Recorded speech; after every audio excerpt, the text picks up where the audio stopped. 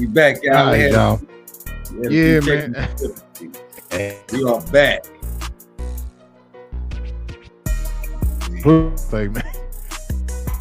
Yeah. Say Q.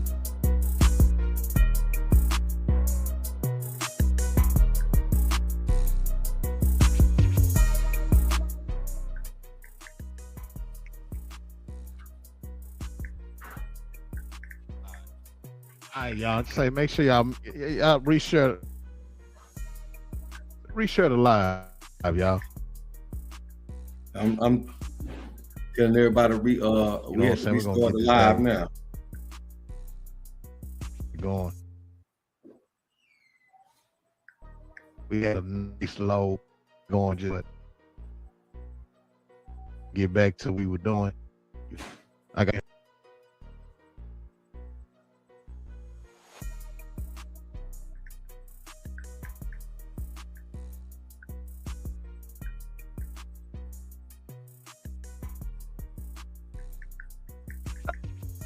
All right.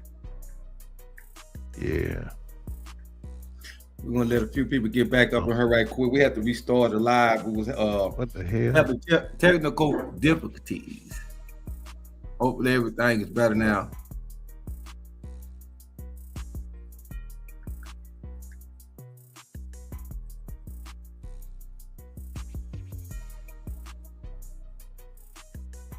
Let's see. Nah, for real.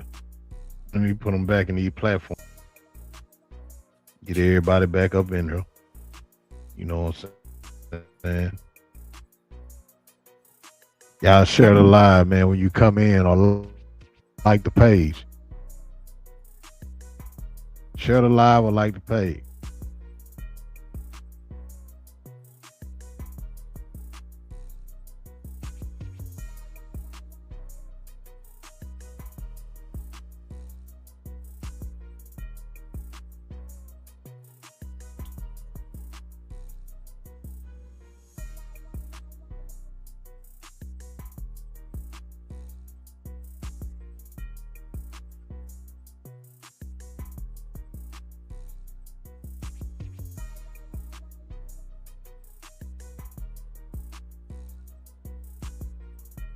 All right.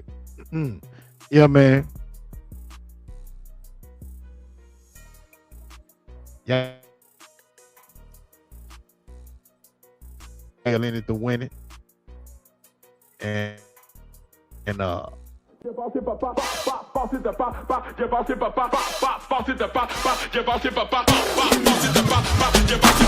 Rightway is a business dedicated to ensuring our clients and staff receive exceptional care. With 19 locations servicing all 50 states, our management team is here to assist each and every last one of you. Welcome to the Right Way, where you are treated the right way. There's only one way, and that's the right way.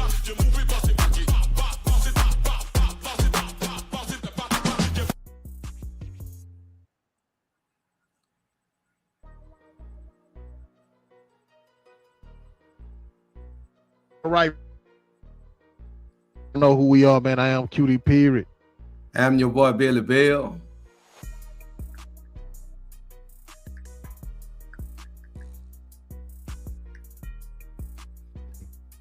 It's a Can you hear me, Bill? Yeah, but hear me, Cutie. It's a major delay coming in on your end. Yeah, I can hear you now. Yeah, it's delaying real bad, man. But I guess we're gonna work through it though, man. Let's see something.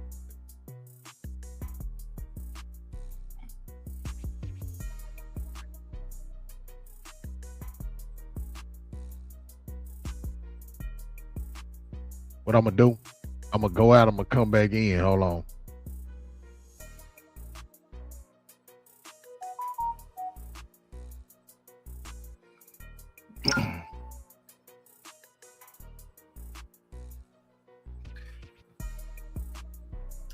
Y'all brought with us for a second, man. I don't know what the hell going on. We have major delays, but we're gonna work through it. We're gonna let QD go out and come back in. He's back in right now. QD, are you able to hear me? I want to see how far and see how bad the delays are. Are you able to hear me right now? Yeah, I'll hear you.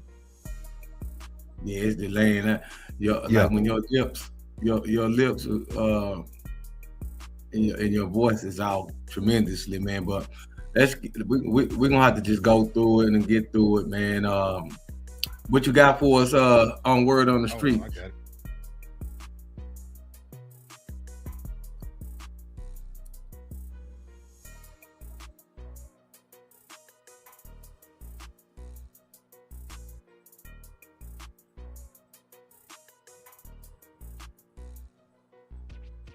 Yeah, hold on. I got an idea for all of it. We gonna get it like that. I'm like, damn, bro, it's this shit.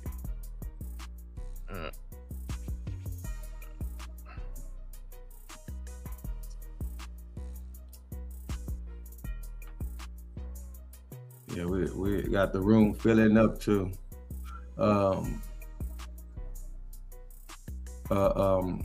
Everybody share and like it, man. Share and like, please. Tonight we're going to be talking about what are you leaving behind in 2020-25? Yes, indeed. So you have to switch it up, huh?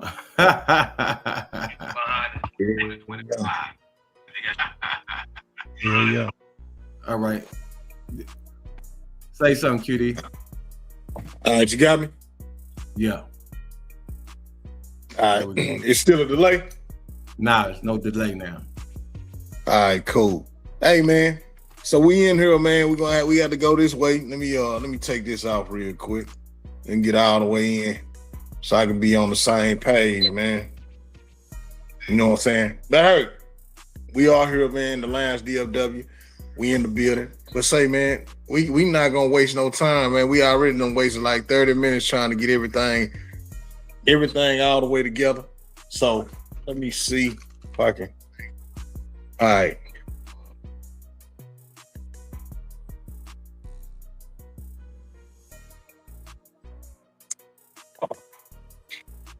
All right, man. But let's get to it, man. Let's get to it. Word on the Street brought to you by the Lions DFW.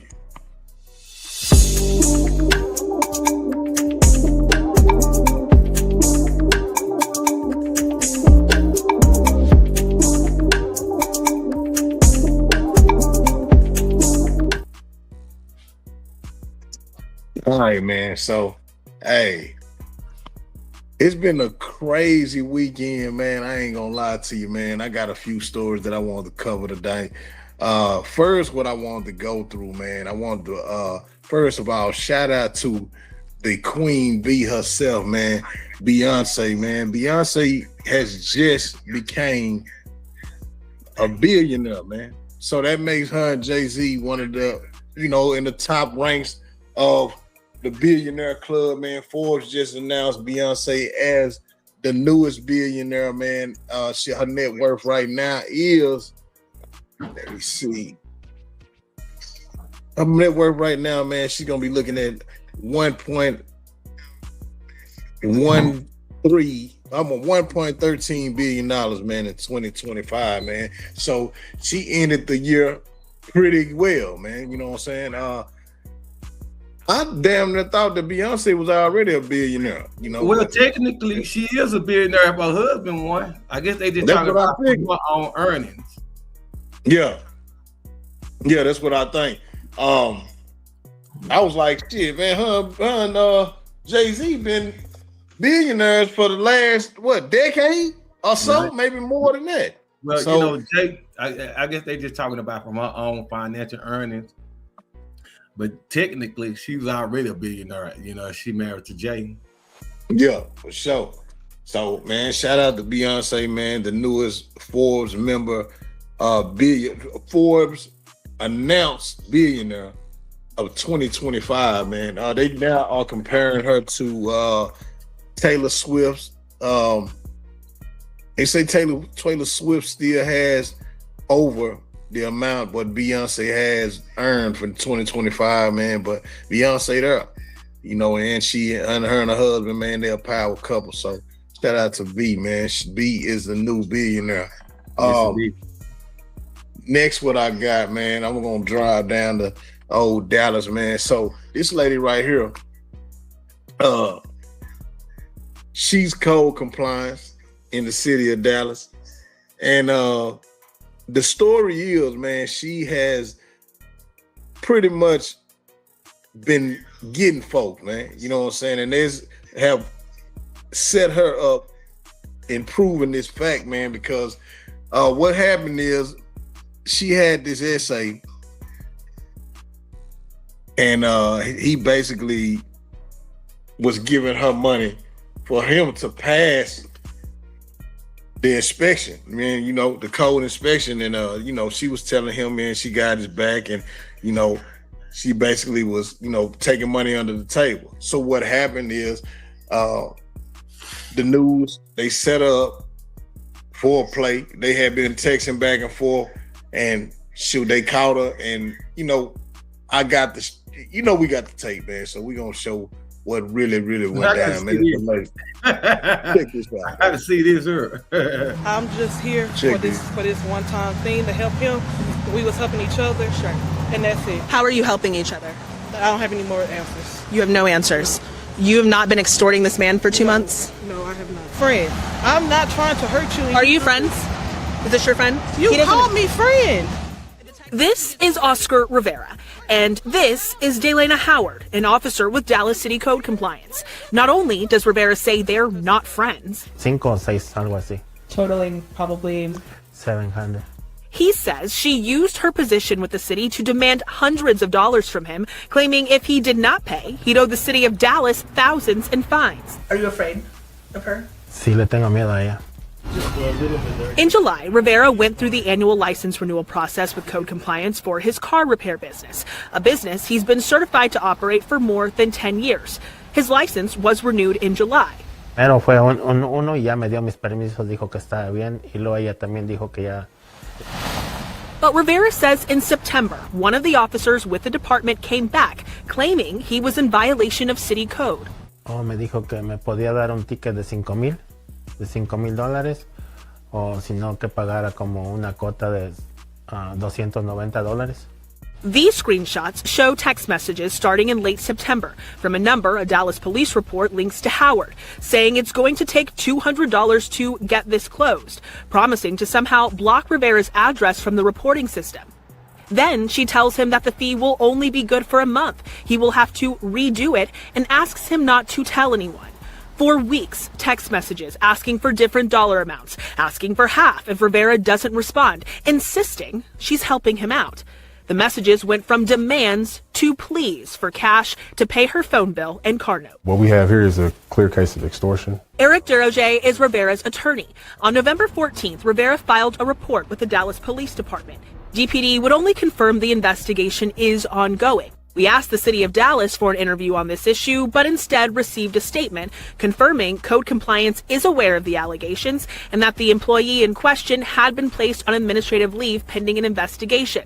She was placed on leave on November 24th. That same day, Rivera informed WFAA that Howard planned to come pick up cash from him.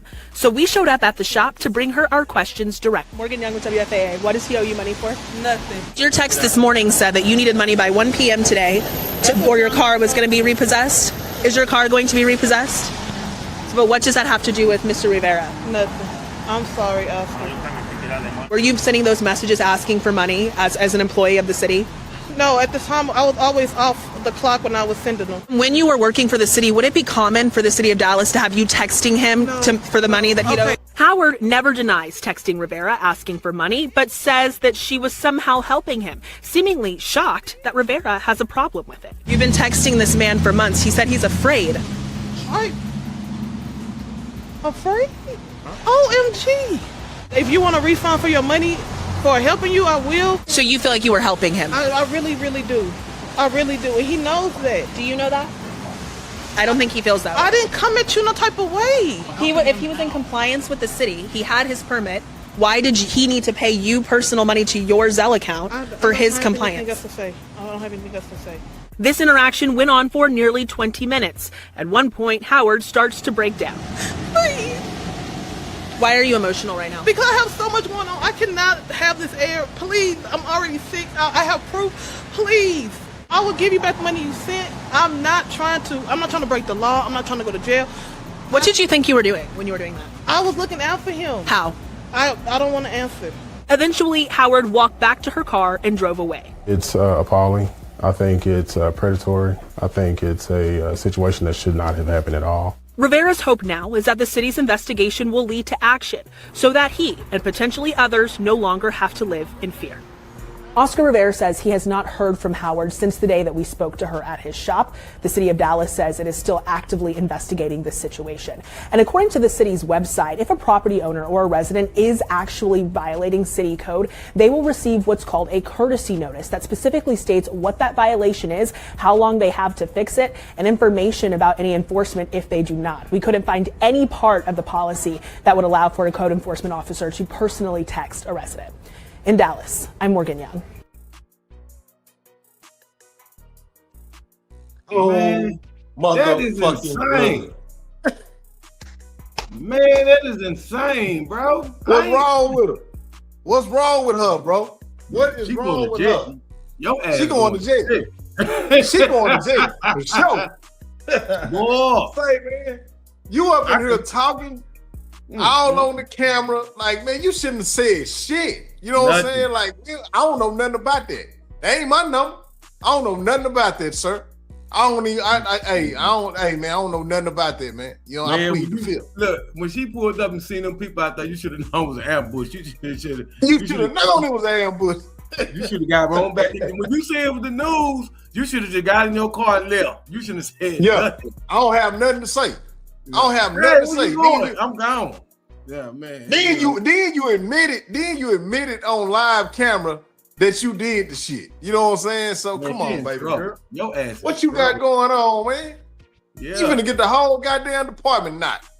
You know what I'm saying? Like, ain't nobody finna get that goddamn certification now. Family, if you begging for making this man pay for your telephone. Yeah, car note. Why you just hit that link? Why you didn't hit that link and leave it at that? She go over there telling everybody, yeah, I got me an essay trick. That motherfucker pay me every month. Bitch, come on, man. You playing, man. You just so predatory. You just juicing this man. Dry. You're greedy. Like, come on, man. Hey, man. Come on. Hey, Six, that's the same girl that did the code compliance over there at the studio. Yeah, she hit now. Man, but anyway. Hey, I wonder how many people gonna probably come forward and say that she was putting the blitz down on them, you know. Yeah, they all finna come out now, you know what I'm saying? So and it's the shakedown. Yeah. It's the shakedown now. She's gonna get indicted. Yeah, it's a shakedown now. But say, man, we sure gonna watch and follow up on this story right here, man. I'm gonna try to get her to come on the show, man, and plead her case. So we gonna see if we can get her on the line. You might well come on to the lounge DFW and talk. Yeah, come on to the we gonna clear your name, Miss Howard. We gonna clear your name. So go on, come on the set on the show. You know what I'm saying? I'm gonna inbox you. I'm gonna see if you're ready, and we gonna do it like that. Hey, shout out to everybody that's in the comments. Shout out to Candace, man. Shout out to Big 61 97.9, man. A long time. Yeah, say. But yeah, man, that's what's going down in the Dallas on the Dallas side. You know what I'm talking about? But let's get down to this right here, man. We talked about Beyonce. I want to talk about this, man. I want to talk about this guy right here. Finesse 2 times has been on the live going in on everybody, man. He just went off on Lil King, said he had shit stained in the drawer. He don't accept the apology, and he just went off on G Herbo. But what got everybody in a frenzy is, and one thing about Finesse 2 times right now, Finesse 2 Times knows how to stay relevant, man. He done figured out this internet shit, and he's staying in the play. He's staying in the blog, and he just playing like he high all the time, man. And that really ain't the case. You know what I'm saying? But he's keeping everybody's attention. You know what I'm saying? I watched a couple of lives over the weekend. So he was playing on those when he act like he was drugged up playing the video Hell game. yeah. Hell yeah, bro. He been playing like a motherfucker. What made me pay attention, I actually sat out while I was building this story up. I had to sit down and watch the lives. I had to go through the lives. And I was like, damn, man, I hope ain't nothing wrong with the young man. You know what I'm saying? So I watched the live. And next, I'm trying to build this story up because he has so much content. I'm like, damn, I can clip this out and I can clip this out and I can use this. And I'm just watching. I watched the hour of this nigga live. And I watched this nigga get back right. You know what I'm saying? Talking with sense. All that shit. He got up off the nod and everything. I said, oh, this nigga playing. I feel you now. You know what I'm saying? So I know what you got going. He been hanging with Rainwater, so I know Rainwater done put some buzz in his ear and he got it down. Right. And shit, that's what we're doing. But what the controversy is, man, and what I want to bring to the attention tonight for the last DFW, man, Finesse 2 Times has a debate. So, you know, he been having a back and forth battle with what's your boy name? Moneybag Yo. Okay. So he said that Moneybag Yo girl ain't killing his girl. He said Irie trash compared to Suge. You know what I'm saying? And y'all know, man, how the last DFW do it, man. Y'all know we got the footage. If we said it, that's what was said, man. Y'all check this out. Yeah, she better than Ari. She might Sugar smacking Ari. My Ari eyes close as hell together. My Ari eyes did close together. Yeah. She been in the game longer than Suge though. So you know, money-wise, financially, and you know, network-wise, yeah, but we getting there. We getting there. Mine gonna shine. You know what I'm saying? We ain't worried about all that, but look-wise, body, come on, bro. Man, nigga ain't slapping much ass in me, bro. Nigga is not slapping much ass in me, bro. Like, on God, nigga ain't slapping. Yeah, she bad.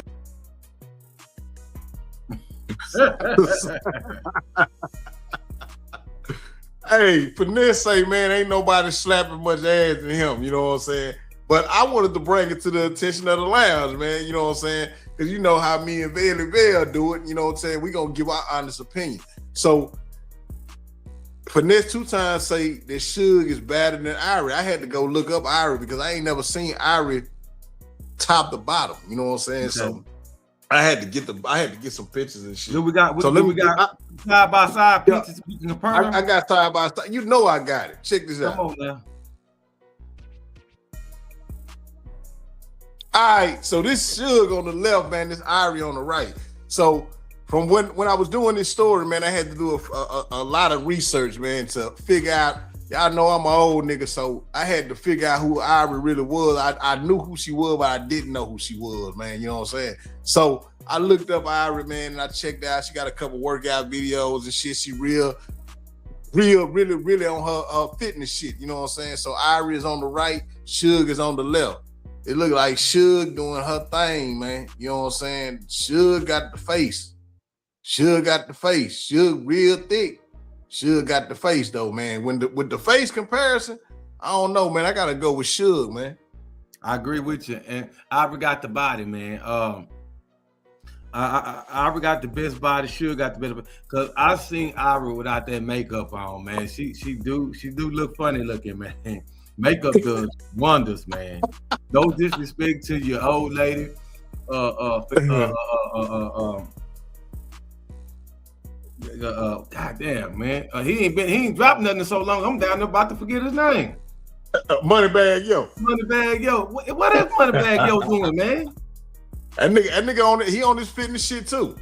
He on this fitness shit too, man. Music wise, man, he bossing up right now. He just bossing up right now, man. Putting some business ventures together. Irie is definitely not trash. Sugar, but she ain't fucking with motherfucking Fletcher. I don't know, man. I think Irie got the best body, but man, Hey, Fuentes, have you seen how Ari look without that makeup, family? And her head look funny looking, man. I don't know, man. Like I say, it was some visuals of Suge. I ain't never seen Suge not look pretty on, like when Finesse 2 Times on live. Her natural shots, her natural face features. She's a pretty young lady, man. You know what I'm saying? Ari, like you say, I had to agree with you on that shit, man. Ari kind of funny looking to me. You know what I'm saying? But face, man, you know, that makeup does wonders. Them filters, all that old type of shit. That shit does wonders. Cause boy, I seen her in that natural state. That head look funny, man. It got a real funny look to it. For the Suge got, for like with the body, you know, to me, like it's just too much ass. But look, this is what I'm gonna say though. A lot of dudes, I'm just not no super thick girl. Like I don't like women. I don't like super thick. Like that's cool. I ain't tripping off nigga that they like women that's thick like that. You know what I'm saying? That just ain't my preference. You know what I'm saying? No, I know really like it like that. I ain't big on that either, because I understand if you don't watch that, she young. What was she in her late 20s, early 30s or something? Yeah, she probably like 27. I mean, 10 years from now, she'll be fat if she don't watch it. You know what I'm saying? That's just the buck. Yeah, and she, you know, man, like, you know, and then another thing, man, in the black community, as black men, thirsty niggas got to stop this. There's a thin line between being thick and fat, man. A lot of shit that we be calling thick. Now she thick. Now, yeah, for sure. Some things we be calling thick be obesity, man. We got to keep it a buck on that. You know. Yeah, for sure. So you know, she a pretty young lady. She got a pretty face. Yeah, for sure. Wasn't body wise, Ari killing them. You know what I'm saying? Yeah. I gotta go on and go with. So that's what we saying on the lines, DFW, man. We saying Suge in the face, Ari in the waist. You know what I'm talking about? So that's where we at with it, man. You know what I'm saying? I heard, man, when I was doing my research, man, I see that Ari got her own plays going. Suge got her own plays going too, though, bro. You know what I'm saying? She got an OnlyFans thing going. You know what I'm saying? What I would do if I was Finesse, though, I put some merch behind her too. You know what I'm saying? Like get some more shit going on, man. Get her more visual in the public. You know what I'm saying? Get her a little bit more features and shit. Model wise, man, because she is putting it down for those thick women of that stature. So, man, you know, it is what it is, man. You know what I'm saying? Shit, man, you can do it on a workout plan too. You know what I'm saying? Watch her shed some pounds. You know what I'm talking about? But if that, you know, I ain't saying she ain't goddamn me. She ain't bad. She ain't bad at all. But man, it's ways that you can get her going to where you can get a lot of eyes on her, man. You put her on a little fitness challenge and shit, man. You know what I'm saying? Because she does have a body. If she lose about 15 more pounds, man, she will be killing Ari all the way. Like smack time. You know what I'm saying? But hey, man, that's my opinion, man. Billy Bell. Shit. I think we rocking the same way, QD. Yeah, that's what we at with it, man. I wanted to pull this up too, man. I wanted to pull this right here up, man. So R. Kelly is now calling for his victims' parents to be held accountable for their selling their daughters, man. You know what I'm saying? This has been brought up, man, to the attention of, and it's been spread wide. So we don't know what's going to go down with this right here. It could shake up and it could be dead. You know what I'm saying? But from the allegation, this is what's supposed to be coming into fruition with the R. Kelly appeal situation. You know what I'm saying? I feel like Kelly should be appealed. I feel like, man, he should get a shot, man. Everybody else, goddamn, me getting out. Shit, why you don't let Chaos out? I'm gonna say something to our people who are Democrat supporters. Yeah. R. Kelly was convicted under Biden's DOJ, Department of Justice. And also Jason Roger Pope was sentenced under Joe Biden's Department of Justice. Y'all probably saying, who the hell is Jason Roger Pope? Jason Roger Pope is a white DJ, celebrity DJ, who sex trafficked almost 700 black girls, underage black girls. Come on, Joe Biden's, I want y'all to look this up. Joe Biden, DOJ, allowed this man to be sentenced to 30 years and suspended 10 of those, now 11 of those 30 years. He only have to serve 19. Come on, man. Come on, man. Come on, and man. not only that, to put the cherry on top for adding insult to injury, he has HIV. He had, part of his plea agreement, he had to say that he knowingly gave a 14-year-old HIV. I want y'all to look this case up. But Joe Biden, he only got 19 years, man. He gave back years. All that time, man. Him and R. Kelly was sentenced the same year in 2024. Yeah. R. Kelly received 30 years. He received 30 years. They suspended 11 of his years. What makes R. Kelly worse than him? Under Joe Biden's administration, both of these guys were sentenced. One got a reduced time, and the other one, time was upheld. These is actual facts. Man, you ain't gonna get nobody like, man. A lot of that what happened with R. Kelly, man, a lot of that shit came from us. I mean, our community, man. We took kills down, man. And with the Pope situation, that shit was swept under the rug. You feel what I'm saying? Didn't nobody, man, and not only us, we were like maybe the first ones to cover it, man, and make it at a broader subject. I mean, a broader topic. Willie D got a hold to it, and then also Nino Brown got a hold to it after he seen your live. He got a hold to it. I think did you shoot that to him? I shot it to him. Okay, after you shot it to him, he made a live right after that.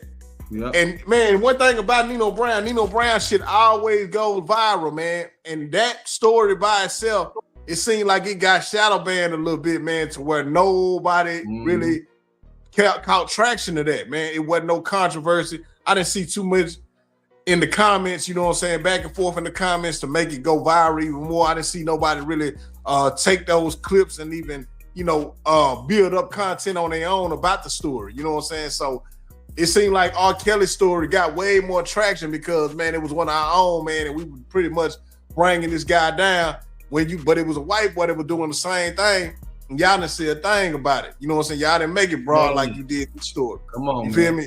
We had people that was making jokes and all that shit, and it was a more serious, severe case going on in the same nature with somebody of a different race, and y'all didn't do the same thing with them. But hey, man, it's just, this is where we at, man. This is where we at. I'm not saying that, and let me tell you, let me say this too. We not saying that we agree with what R. Kelly did, man. You know what I'm saying? But we saying, like, if you gonna do that to him, why you didn't do it to the other one? You feel me? Give him this thing. I'm gonna go on record and say R. Kelly deserves some grace, man. Yeah, I do. I agree myself, man. Because we never know. I mean, we don't know about the allegation. Like, the girl that he allegedly did the shit to, she still goddamn fucking with him. We just covered that maybe like a few months ago. You know what I'm saying? She was taking up for him. She still go down there to see him. You know what I'm saying? They still boyfriend and girlfriend. So, and she's admitting that her parents are tripping. You know what I'm saying? So, I mean, hey, man. And the girl, what? She 27? 30 now. So, hey, man, it's crazy. Man. Like I'm with this. Everybody got to be held accountable. Yeah, for sure. We even go back to Aaliyah's uncle. People that was in the industry when he was dealing with Aaliyah that seen this type of stuff going on. Y'all was complicit to this stuff. Even the person who married him, Aaliyah, the preacher who consummated their marriage. Everybody got to be held accountable. Correct. Aaliyah's parents, everybody that know about this stuff that was going on, man. Mm-hmm. If we want to call people predators and call people pedophile supporters and all this type of stuff, let's bring all these people to the forefront who knew about all this behavior that was going on. For real. You know? That 661 say, man, they should have got arrested when he got arrested. Man, look, that was the play though. You know what I'm saying? When they were doing all the documentaries and shit, and the story was unfolding, a lot of people were pointing their fingers at the parents. I don't know how the parents slipped up under the rug on that shit, man. You know what I'm saying? Even when we watched the documentary of saving what was that? Something saving surviving R. Kelly. Yeah. Even when we watched the documentary, man, you know what I'm saying? The parents, they were playing a big role in the shit. You know, like they coerced their daughters to do and to be with R. Kelly. You know what I'm saying? But hey, man, this shit is crazy, man. Crazy wild shit, man. What you got over there, Bill? With like we talking about on the rest of this, or for my news? Yeah. What I got, man? Did you see what I had sent you, man? I want to see something funny, man. Tariq Nasheed kind of has gone at Nicki Minaj on a couple of things, a couple of times, should I say. Come on, man. And man, I got some audio. I want y'all opinion on this right here. Hold on. Let me get to it. Damn it, man. Let me hold on. Well, anyways, Tariq, I don't know if y'all know who Tariq Nasheed is, man. Tariq Nasheed is someone who makes documentaries like Hidden Colors. He has a YouTube channel, man. That you know, he coined the phrase "foundational Black American," and Tariq has been very critical of Nicki Minaj. But anyways, Nicki Minaj Barbs went on to Tariq Nasheed's page. They had a lot to say about Tariq Nasheed. They basically charged Tariq Nasheed up. But hey, man, those two people you don't fuck with, man. You don't fuck with Nicki Minaj. You don't fuck with Beyonce, man. They got the toughest fan base, bro. Well, check this out. Well, this one particular caller called in to Tariq Nasheed's show, and I want y'all to tell me what y'all think about this, man. I want y'all to tell me if I can't hear you, QD. You talking? I can't hear you. No, I'm still here. I ain't said nothing yet. Oh, I want y'all to tell me if this is who y'all, if y'all think this is Nicki Minaj, right quick.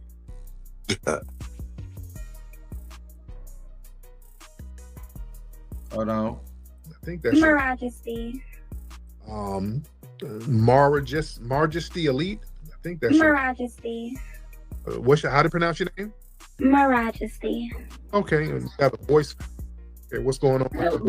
Blessed to you, my black brother. How was your day? I'm good. What's wrong? What? Yeah, I do. I just wanted to call her senior video on Nicki Minaj. I know your past history of speaking on her being a tether and things like that, and I'm come here for her defense. Okay. So, what's the defense? So I want to start off and saying her lived experience, growing up in public housing, going to city schools, and navigating the Black American culture, hip hop, experiencing racism is very much aligned with being a foundational Black American in reality. The only set difference is she was not born in America, but she did migrate here from the age of 5 years old, but she does not have the same ancestry that you and I may have. But I want to make sure that we do not take away her struggle as a Black American. She's embedded into the Black American industry as being here. for such a time. I also wanted to. Hello. I also Hold wanted to. Hello. Hold on. Let's have we got to have a dialogue. Okay. So that's my first point. That's my first point. Okay. Address that. Let's address it, and then I'll let you do your other point. See, when you do a point, let's unpack this. Okay. Is a part of the Black American experience, and why has she shown so much disrespect to our foundation of Black American icons, like Malcolm X? Remember when she had that song "Looking Ass Nigga" and had a picture of Malcolm X on the cover, and people said, "Hey, you know that's kind of disrespectful," and she told us to kick rocks. Or when she's had that bar, "Make like Rosa Parks and get your ass up."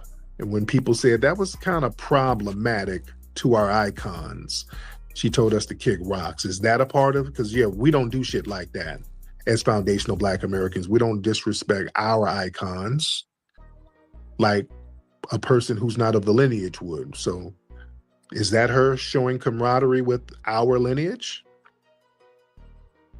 Is it my turn to respond? Okay, another foundational American had said that Harriet Tubman had never freed the slaves. I think everybody kind of pretty much got the gist of that. Dude, that sound like Nicki Minaj trying to hide her and disguise her voice. Nicki Minaj. That is Nicki Minaj, bro. That's Nicki Minaj like a motherfucker. Say, man. Cut it out, man. Yeah. That's Nicki Minaj like a motherfucker, bro. Goofy ass name she gave out, you know damn well that's Nicki Minaj shit. Man, y'all gotta listen to that whole broadcast, man. The barbs crashed out over Nicki Minaj criticism. Man, y'all gotta listen to that, man. It's a whole bunch of punks that come on there, transgender people, man. Man, they can't even talk, man. Say, man, that is probably one of the funniest episodes. Y'all wanna laugh? Go listen to this right here. Go listen to the barbs on there. Then there's another transsexual that's Team Goddamn Me, Beyonce. You know the Beehive and the bars been to it. You know, Nicki Minaj be shooting shots at Jay-Z and Beyonce and all this type of stuff. But man, bro, this is this is probably one of the funniest episodes about, bro. Y'all gotta listen to this, man. Nicki Minaj trying to disguise her voice, man. So what they got? That's some game. Like they got little games and shit. Yeah, family. You know, Nicki been taking shots at Jay all year, man. I don't know what. Yeah, I heard. But man, I want y'all to check this out, man. And also, what's been going on for those who've been under a rock or just been caught up in degenerate stuff? Somalis have been in the news lately, and they have not been in the news for good reason. It's a lot of stuff going on in Minnesota right now with this scamming, with these billions of dollars that are being scammed. But heard my guy Maverick Approach, man. I want y'all to go check out Maverick Approach. He's one of the smartest guys that's on social media. This brother here be on point. When you talking about conspiracies and when you talking about doing research, you want some interesting listen to some interesting content that insults, invokes thought, go check out Maverick Approach. But anyways, he dives into and kind of do a deep dive into this whole scandal that's going on in Minnesota. Man, he's a bit, matter of fact, he's so brilliant. The FBI and I think and the CIA have tried to recruit him. Matter of fact, just like they did me, Kamala Harris tried to basically pay him off to keep him from talking about her during the campaign. He had a video that he did about Kamala Harris that went viral. But yeah, Maverick Approach is very, very popular. Everybody knows him. I'm gonna play a little bit about and let y'all listen to this about the whole situation that's going on in Minnesota, and we'll come back and give our points of views and give our opinions or whatever after this. Check this out. Cares. So there is a $1 billion fraud scheme going on in Minnesota involving daycares, but you guys, that's just the tip of the iceberg. Let's get into it. So let me bring you up to speed. So this independent journalist and YouTuber by the name of Nick Shirley goes to Minnesota and exposes hundreds of daycares that get federal funding, like millions of dollars, but have no kids at all. And you guys, it is so bad and it's so blatant. He goes to this daycare center that's supposed to. Hold on, I want to say something. QD, you try to give all these people hundreds and millions of dollars. They don't even go check to see if there's no kids in the motherfucker, man. Man, because, man, that shit got a lot. Man, we can't get reparations. Bro, it's this one daycare. I want y'all to go check out Nick Shirley's whole documentary or investigative report that he does, should I say. Man, this one particular daycare received over $2.3 million. That is insane. I ain't gonna stop it no more, but I just had to bring it up. To say Quality Learning Center, but it says Leering Center. And mind you, this place has no windows. It looks like a prison, and the only door you do see, it's completely blacked out. Now, the Leering Center has been hit. They didn't even spell learning right, family. With 95 violations between 2019 and 2023, but has still received over $7 million. Oh, but it gets worse, you guys. So another. QD, you see all that money they're receiving? They've been receiving violations since 2019. Brother, we couldn't even get a $10,000 loan for our business. And they just chucking these folks money. I want to know how many foundational Black American daycare is getting this type of money. Do you know any foundational Black American daycare that's getting this type of money, QD?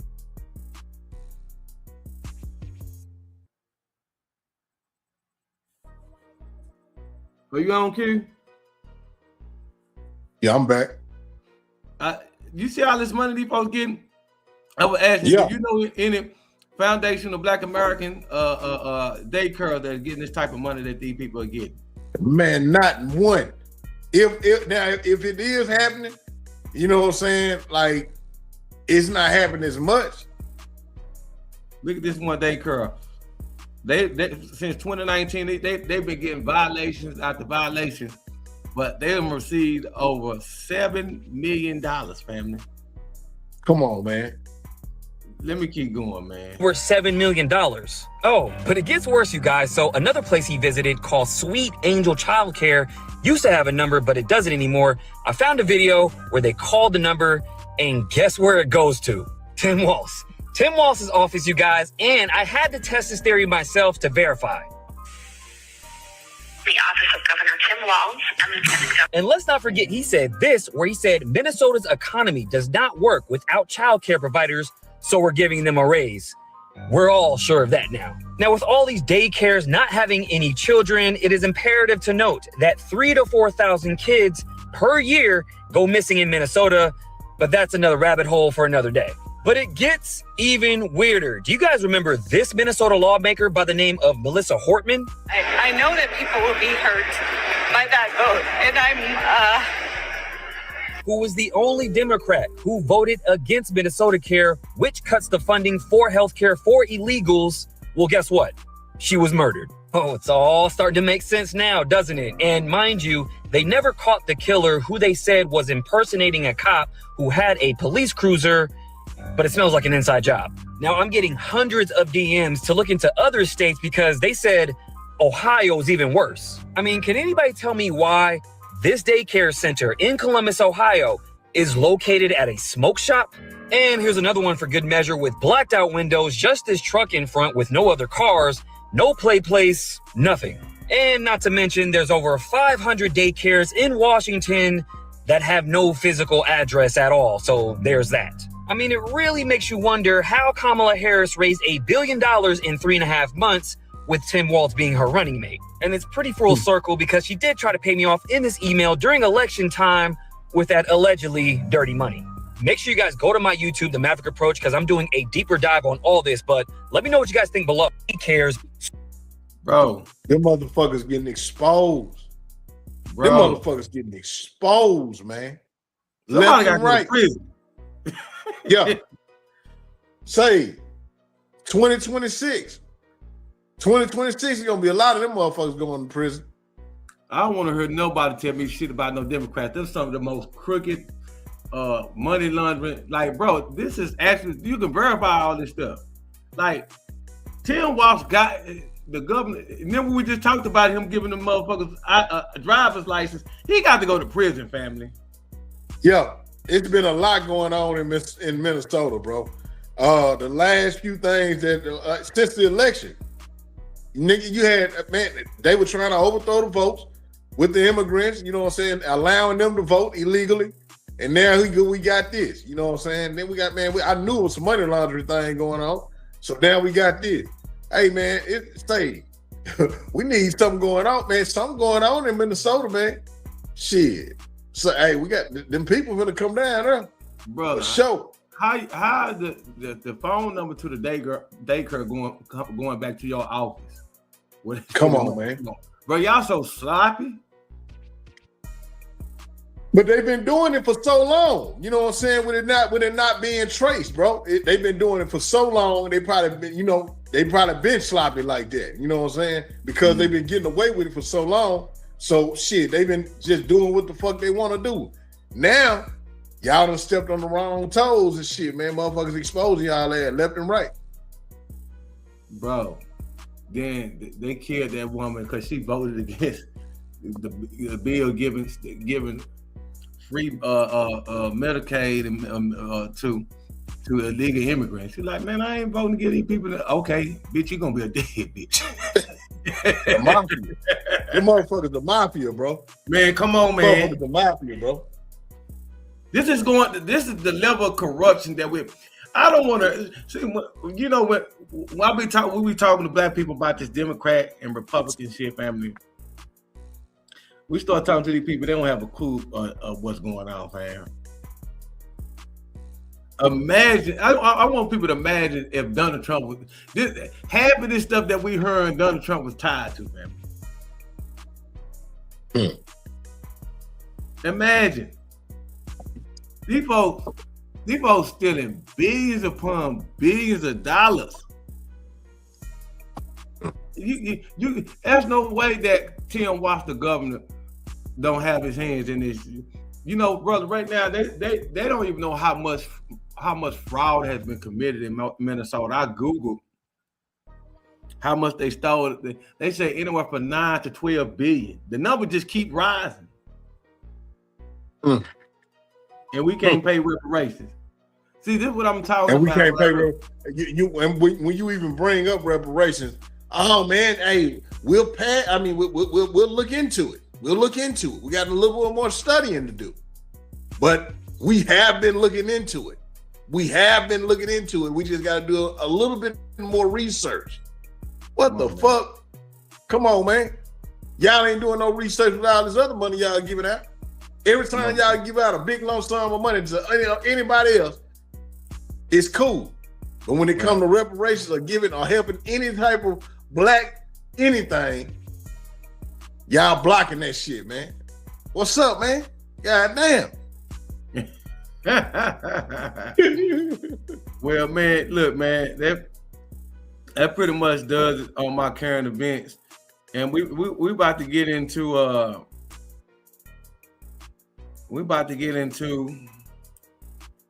our main event, but I want to play this one little video, man. I did, man. That's been causing up a damn storm.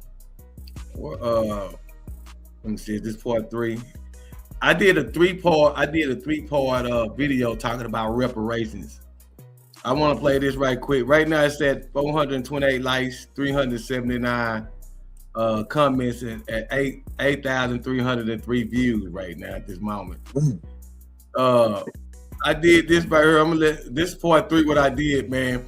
And I want y'all to see the mindset of white America, these white supremacists. Have you noticed I just talked about all this billions of dollars that's been stolen? Nobody blinks an eye. They just say, oh well. But we start talking about a debt that's owed to us as black people, and people go up in uproar. Let me play what got people in the uproar right now. Let me talk to a lot of you people who have a problem with people like me talking about reparations and talking about what we are owed. First of all, let me say this once again. There was no such thing as America until my ancestors built it with their free labor. Most of us was already heard this was our land. We were invaded. Simple and plain. That's not even up for debate. Those who don't know history don't know shit. But anyway, this goes back to the people that say things like this. This will bankrupt our country. Where are we going to get the money from? My ancestors didn't have slaves. My ancestors didn't have anything to do with slavery. Check this out. This is for the Europeans, from 1892 to 1954, a lot of your ancestors brought their ass over here after the country had been established, already had been built. All the wars had been fought and all that type of stuff. Your ancestors brought their ass across the water on them boats. Only thing they had was a suitcase full of dirty clothes and lights in their hair, and they was checked into Ellis Island and was given the American dream. A lot of your ancestors came on orphan trains and all this old type of stuff. Y'all don't even know y'all history for real. Y'all didn't put in no real work. Y'all came over here and got a free goddamn ride. Yes, you did. Most of y'all ancestors didn't even fight in the goddamn Civil War. None of your ancestors spilled any blood. And for a lot of you immigrants that got over here after the 1965 immigration bill, say thank you to the foundation of Black Americans who literally died just to be able to be treated like decent human beings. None of your ancestors had to be burned, be hung, get bit in the ass by dogs or water holes. None of y'all went through none of that shit. So stop it. You old foundational Black Americans, it's time to pay the debt. And another thing, y'all say, where we gonna get the money from? The same place where Catherine Austin Fitts said that our government spent over $21 trillion building underground cities. I'm saying it again. Our federal government from 1998 to 2015, according to Catherine Austin Fitts, spent over $21 trillion of taxpayers' money. Matter of fact, she said they stole the money. So I'm gonna need them to go to that same pot, that same stash, that same place where they got that $21 trillion, where the average American, well, should I say over 95% of Americans will not be able to go if something happens to that $21 trillion cities that's under the ground. Y'all not going there. A lot of y'all didn't even know this even existed. A lot of y'all didn't even know that $21 trillion of your taxpaying money went to build underground cities for the rich and wealthy and the 1% of our society. So stop it. Miss me with all that nonsense. So yeah, I'm gonna need the federal government to go to that same stash, that same spot where y'all got that $21 trillion y'all stole from the American people and pay our reparations. Yes, we need $250 billion a year going into the Freedmen's Bank. That's not even negotiable. Let me talk to a lot of you people who have a problem. And a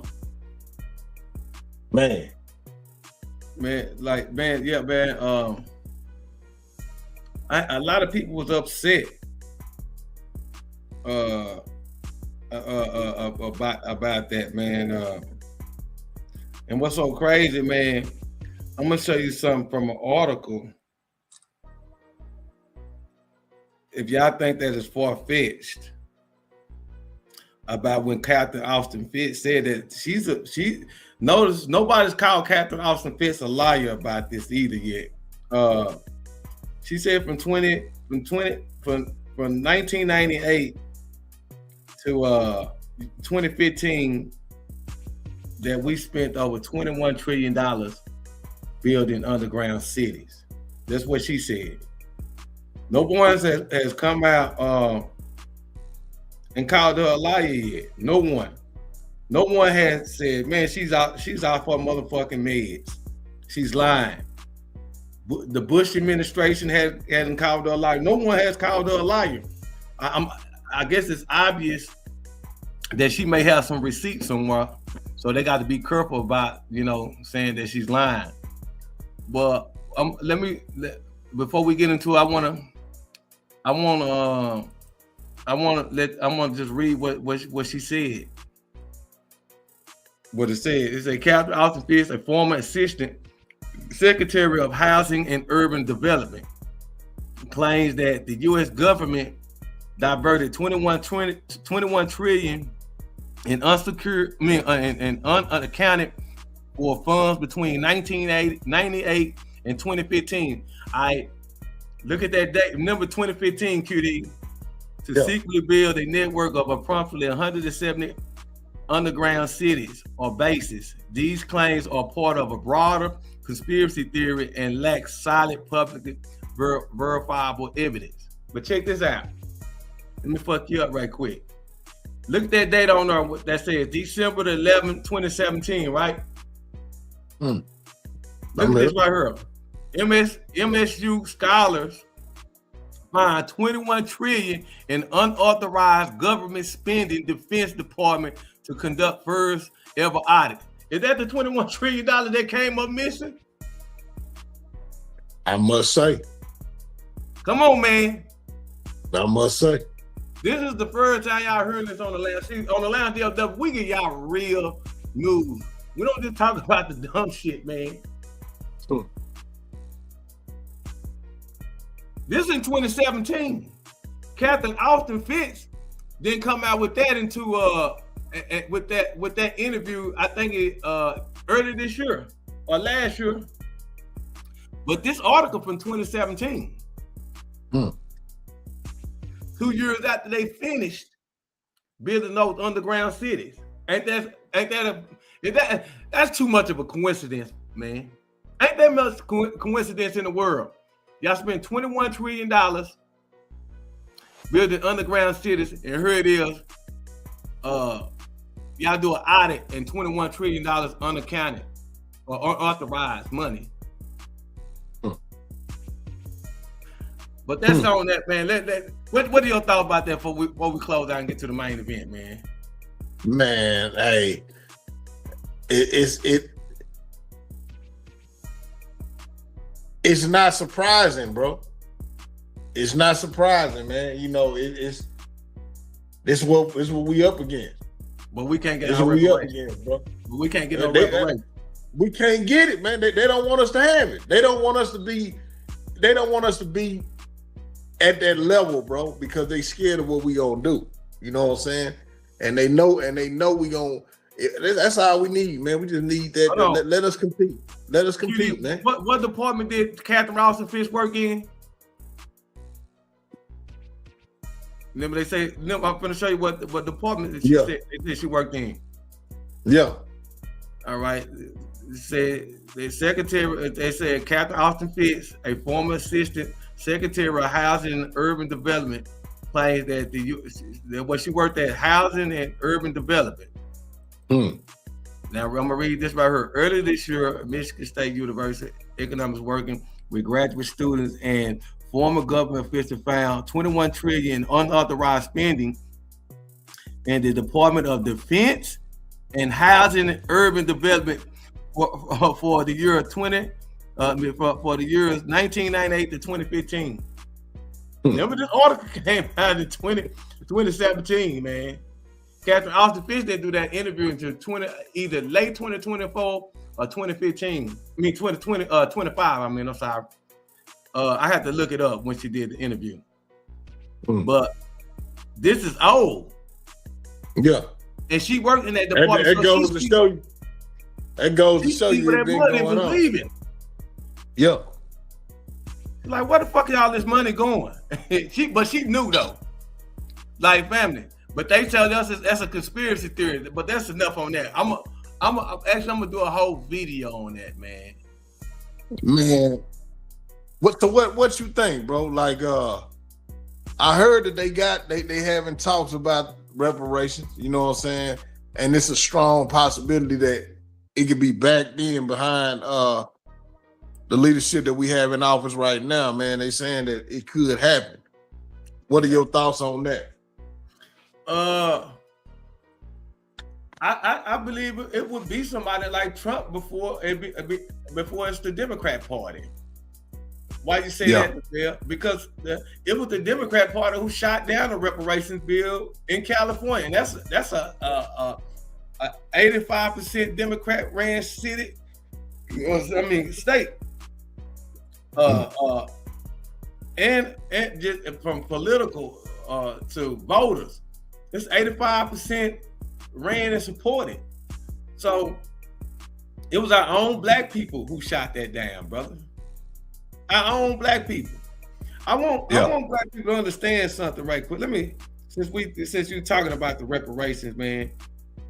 I want black people to understand something, man. It's our own people that's hurting us. Yeah. Our very own people. Let me show black people right quick. Let me send this right quick, man. I want black people to understand something. Because I had a person in the comments say, if reparations is going to happen, it's going to come through the Democrats. So they were basically like, we need to support the Democrats because they're going to be, if we're going to get it, it's going to most likely be them. That's some bullshit. That's a lie. Yeah. Look at this order. Reparations supporters vow payback, which we did after California state Democrats blocked 2 bills political price to pay. These people, our own black people, blocked the reparations. I'm going to show y'all some more of the article, the different articles of this. Betrayal or caution. California Democrats accused of sabotaging own reparations bill. Advocates blame black lawmakers for unsigned reparations bill, but Newsom deserves more scrutiny. I'm going to show you what Gavin Newsom came into play with this. These folks did a time-wasting study with it. They created a committee and everything to study reparations and all this type of stuff. It was a time-wasting mechanism. That's just to silence us, bro. That's just to pacify the shit. They do that shit just to pacify shit. Like, you know, that makes a lot of black people back up from the situation. You know what I'm saying? Like, well, shit, man, we brought it to their attention. They say they're gonna look into it. Man, fuck all this. And we need, and them the Negroes like that need to be walked into the woods and put on their goddamn knees. What happened was they formed this committee. It was a time-wasting mechanism. They didn't think it was gonna go that far, right? Right. And things did escalate and went that far. And so now it's time. It was time to vote on the bill. So Gavin Newsom told the Black Caucus in California, man, that bill better not make it to my dish. Why? Because if it make it to his dish, they have the votes and everything. It'll make him look bad if he sign it. If he don't sign it, you know what I'm saying?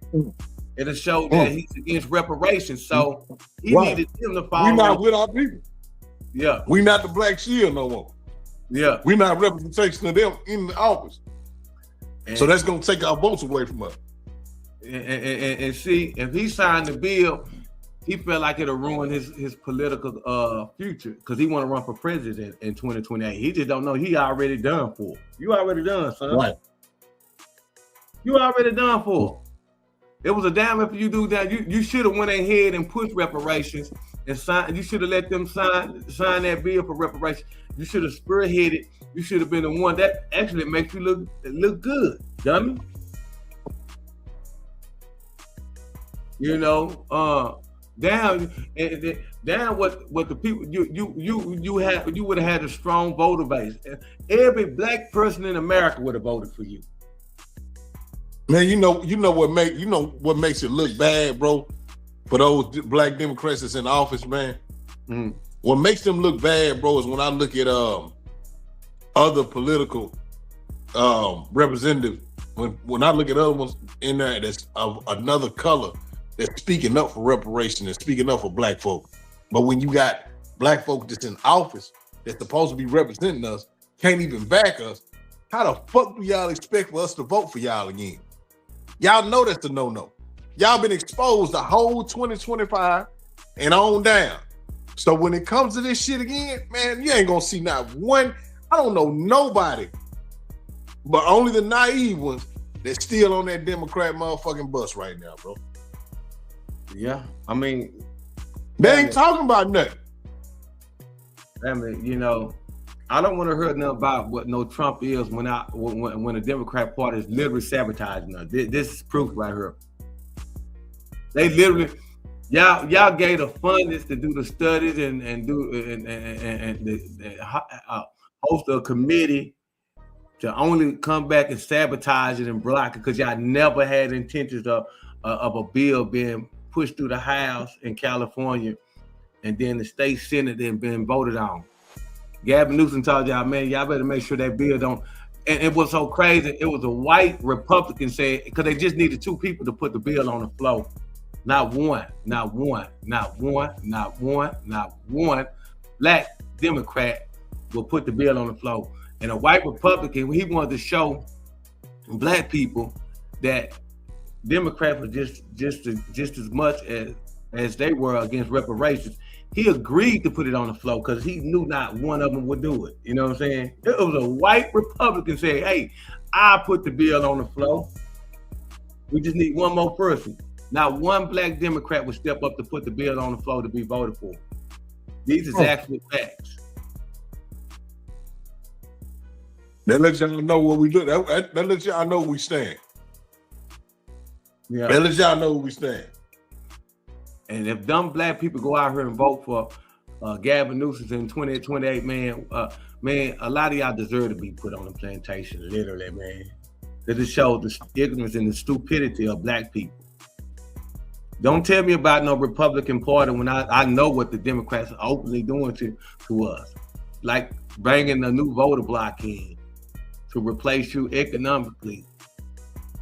Like, I don't get us as black people, man. And you can't make it any clearer. So I made a video the other day and I told people, don't let this go over your head. Well, I'm gonna play this one last video and then we're gonna get started, man.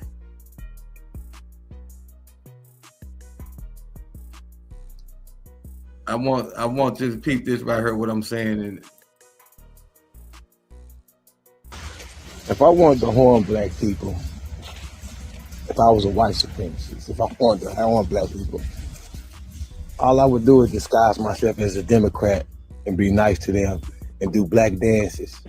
Yeah, if I was a white supremacist, I would identify as a Democrat. I would talk shit about Donald Trump and know how to do all the black dances, and I would be able to infiltrate them easily. If I wanted black people to take a certain vaccine, say for instance we had another pandemic, I would just keep saying, you know, Trump don't want you to have this.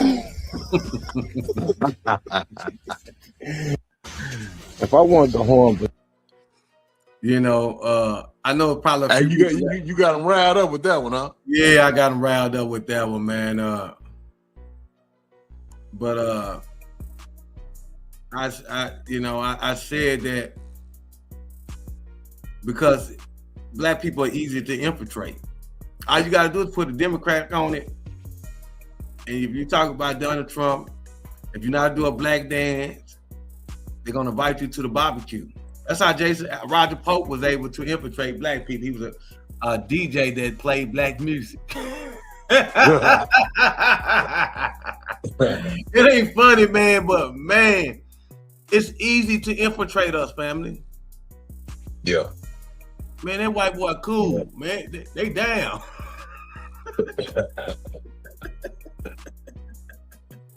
Man. But man, I'm done, man. I digress, man. QD, man, 2025, man. What are some things that you want to forget and leave in 2025, man? Man, hey, 2025, I must say, man, 2025 started off rough for me.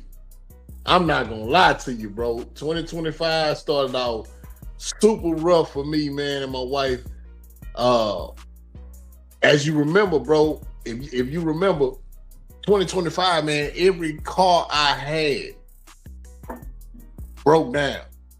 Like everyone, you know what I'm saying? Like I'm using this car, shit, my truck break down, this other car break. Like I had no transportation for the first few months of 2025, you know what I'm saying?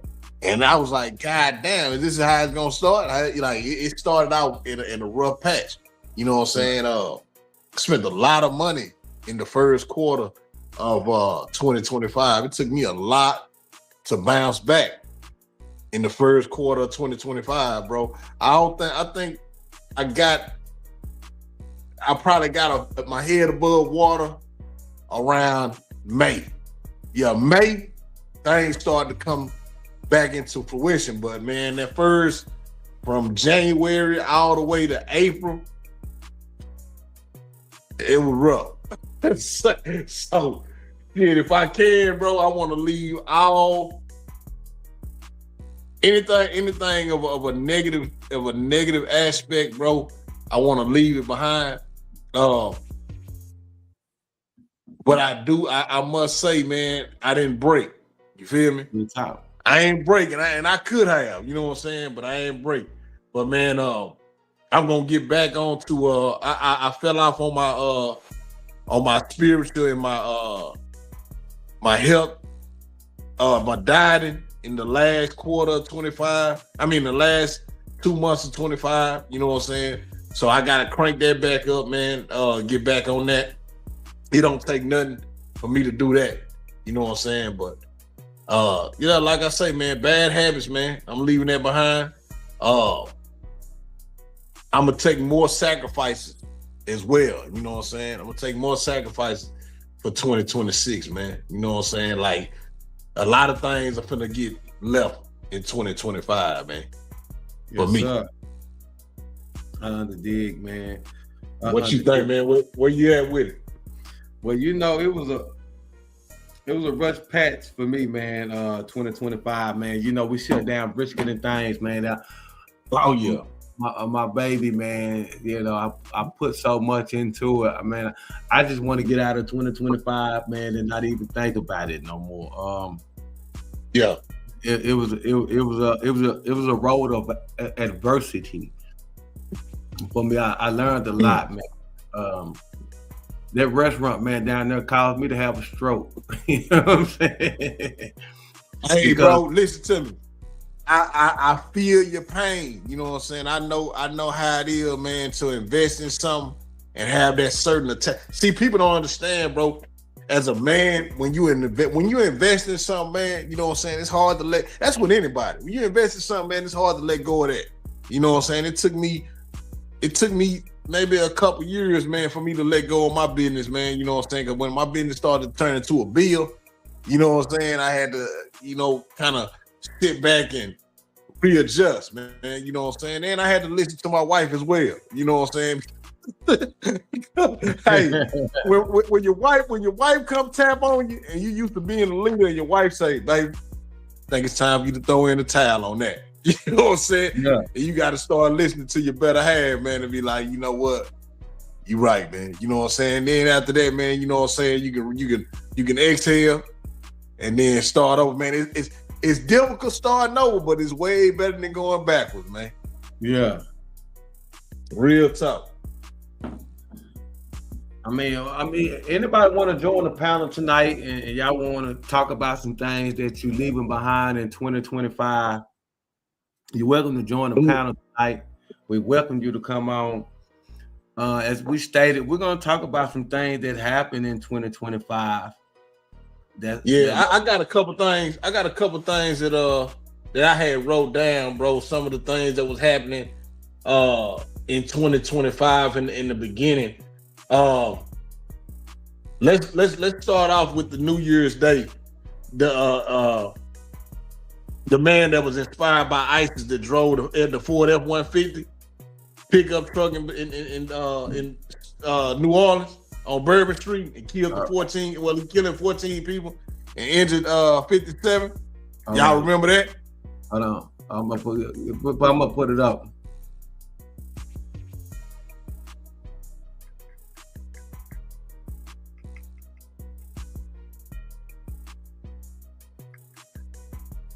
Yeah, I'm listening to you. You go ahead.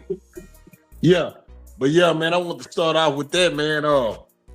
That right there, man, it kind of brought in well, in my mind, bro, just seeing that happen in the beginning of 25, I already knew that it was gonna be one of them years, you know what I'm saying? Like, damn, it's already starting off like that.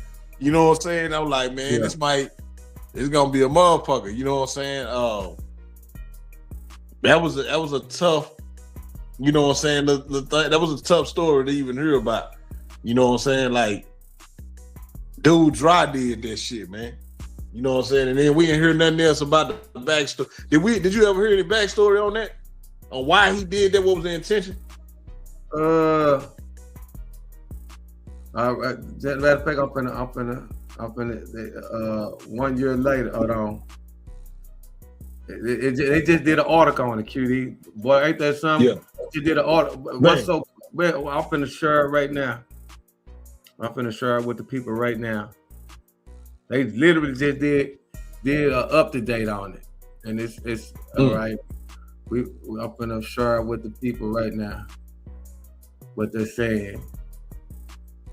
All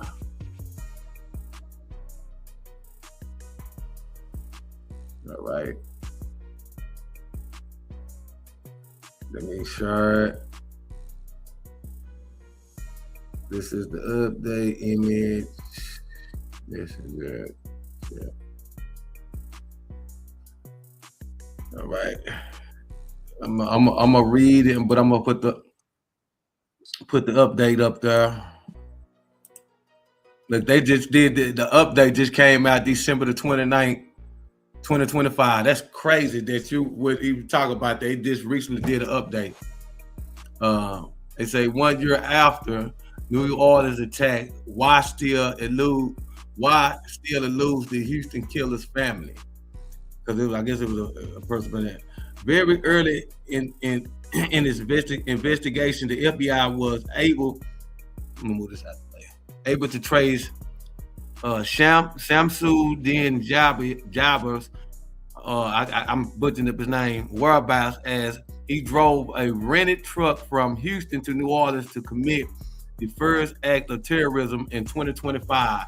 Those details, however, do not explain to Jabbar's family how religious fascism drove their brother and son to kill 14 people and injure nearly 60.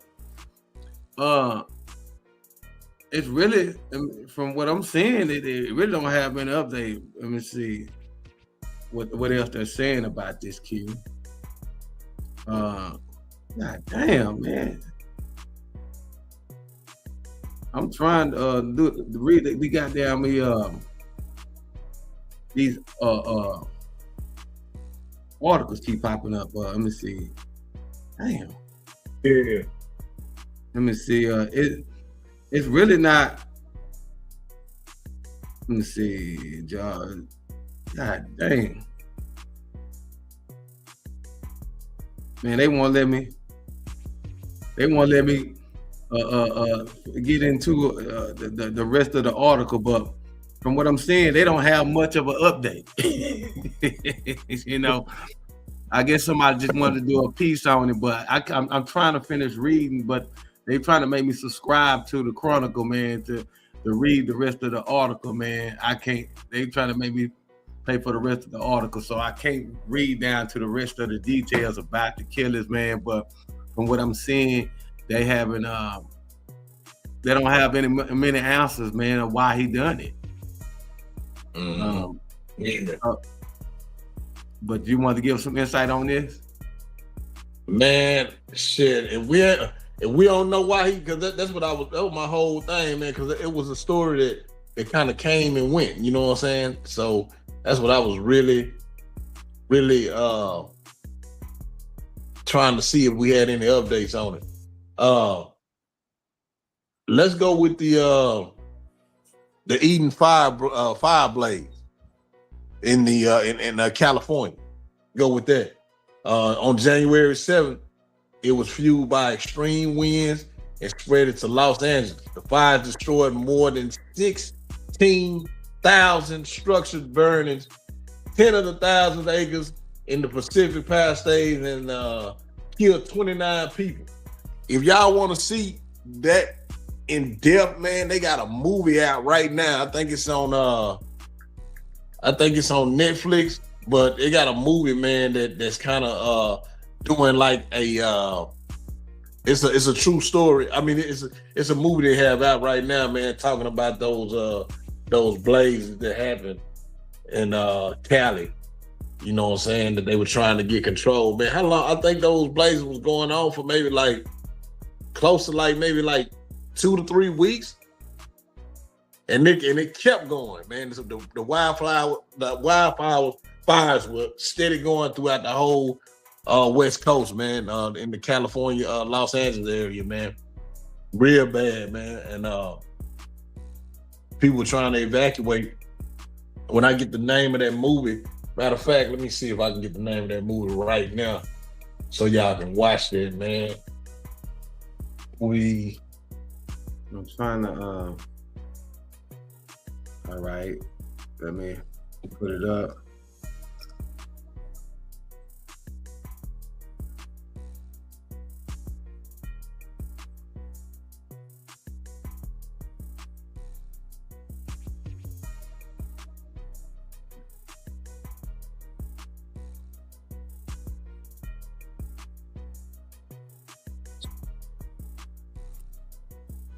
All right.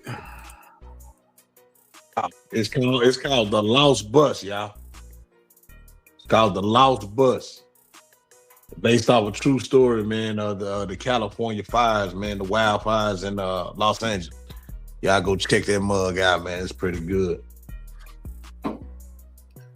Yeah, man. A lot of people feel like that was a control fire. That was basically to push the people off their land and take over. And a lot of people, they're not even really going to a lot of people to build back there, man. So that sounds like a jack move, man. You know, to be honest. You know. Yeah, man. That was a crazy situation, man. When I saw that shit, man, I got that. You know what, Bill? That was the first thing that I thought, and I was like, man, you know, I'm gonna try to have a little bit of compassion to the people out there, man. But we already know that it's an agenda behind that shit. You know what I'm saying? I'm like, and that's too much shit, man. It's too much real estate getting burned down, man. Like, what's going on, man? You know what I'm saying? I'm looking at that shit as it go, but you know how it go, man. They'll do a lot to try to you know, create some shit. You know, man, you can't make me believe that you know that they had the fire hydrants didn't have any water in. They were trying to make sure nobody would be able to save their home. How none of the fire hydrants had water in them, man? Come on, man. Yeah, hey, but you gotta watch that movie I was just telling you about, bro. It explains it all. You know what I'm saying? A lot of those water towers were being they were getting burned down and shit. You know what I'm saying? A lot of water supply was getting cut off. You know, but I'm with you on that shit as well. I'm like, man, hell, man. Our fire hydrant's empty though, man. Yeah. Man, I ain't never heard no shit like that in my life. Going on, man. Crazy shit going on. Let me see. What else you got? I got something for you, man. Trump's second term starts the Doge cuts. All right. Well, we got to get to his inauguration first. Yeah. Let's do that then. All right. That's what I had up there. He gets sworn in as the 47th president on his second term. You know. Yeah. January 20th. You know, he was sworn in again. A lot of people feel like the world was ending. Man, don't it feel like Trump is on his second term? Don't it feel like he's been here already about 3 years? Man, they kept his name in the shit. Man. They kept his name in the shit. You know what I'm saying? So hot, don't they, man? Man, they be mad at the motherfucker at Trump, boy. They be mad at that motherfucker. They keep his name hot, man. What that do you want me to put up, Q? Let's see, man. Put up that oh man. What the shit that we be talking about? Let's put up the mid-air collision and the immigration crackdown. All right. All right. So you want to do the collisions, the airplanes? Yeah. All right. Yeah, because it seems That like was on January the 29th. This all in January. Well, This all in January. We had the Doge shit happen January the 7th. And then we backdoored January the 29th, the mid-air collision. All right. I'm gonna start with this. They say, have there been more plane crashes in the U.S. in 2025? Have there been actually been more plane crashes? I just wanted to put that right there before I talk about that right here, because we got short attention span, man. People forget about this. I'm gonna give people the total number of crashes that we had at the beginning of the year. Earlier, deadly U.S. plane crashes in 2025 timeline. But I don't think people realize. They said there have been 60 deadly aviation crashes in the United States in 2025. 60, brother. Before 2025, the most recent deadly plane crash involving a U.S. airline was in 2009. Hold on, let that sink in, family. Let that sink in. The last deadly crash before 2025 was 2009. Come on, man. And we had over 60 this year. They said at least 188 people have died in 2025 aviation crashes. Yeah. How did that make you feel, bro, when all that was going on, man? Did it kind of take, because man, with me, I didn't want to take no trips after that. You know what I'm saying?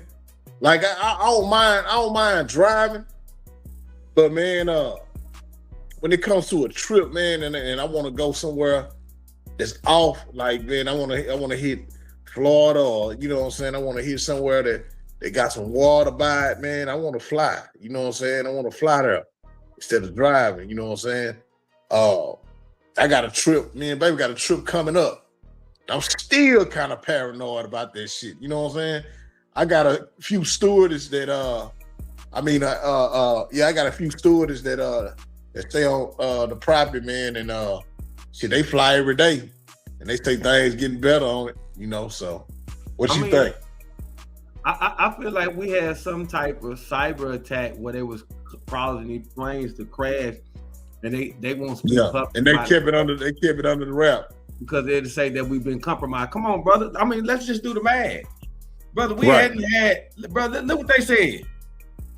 Before 2025, the most recent deadly plane crash involving a U.S. airliner was in 2009, family.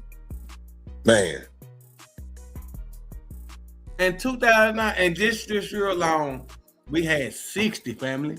60. Did they fix the problem, or they just start talking about it in the news? It kind of make you believe that maybe they gave us Epstein as a diversion to make us feel safe by getting on planes, because they losing hundreds of millions and billions of dollars. Right.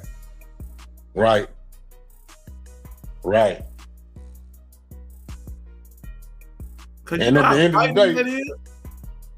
at the end of the day, don't nobody give a fuck about that Epstein shit, bro. Nobody. But they got your attention, though. They got our attention. Yeah. You ain't talking about airplane They crashes. did do that. You ain't talking about That's no airplane lie. crashes no more. Exactly.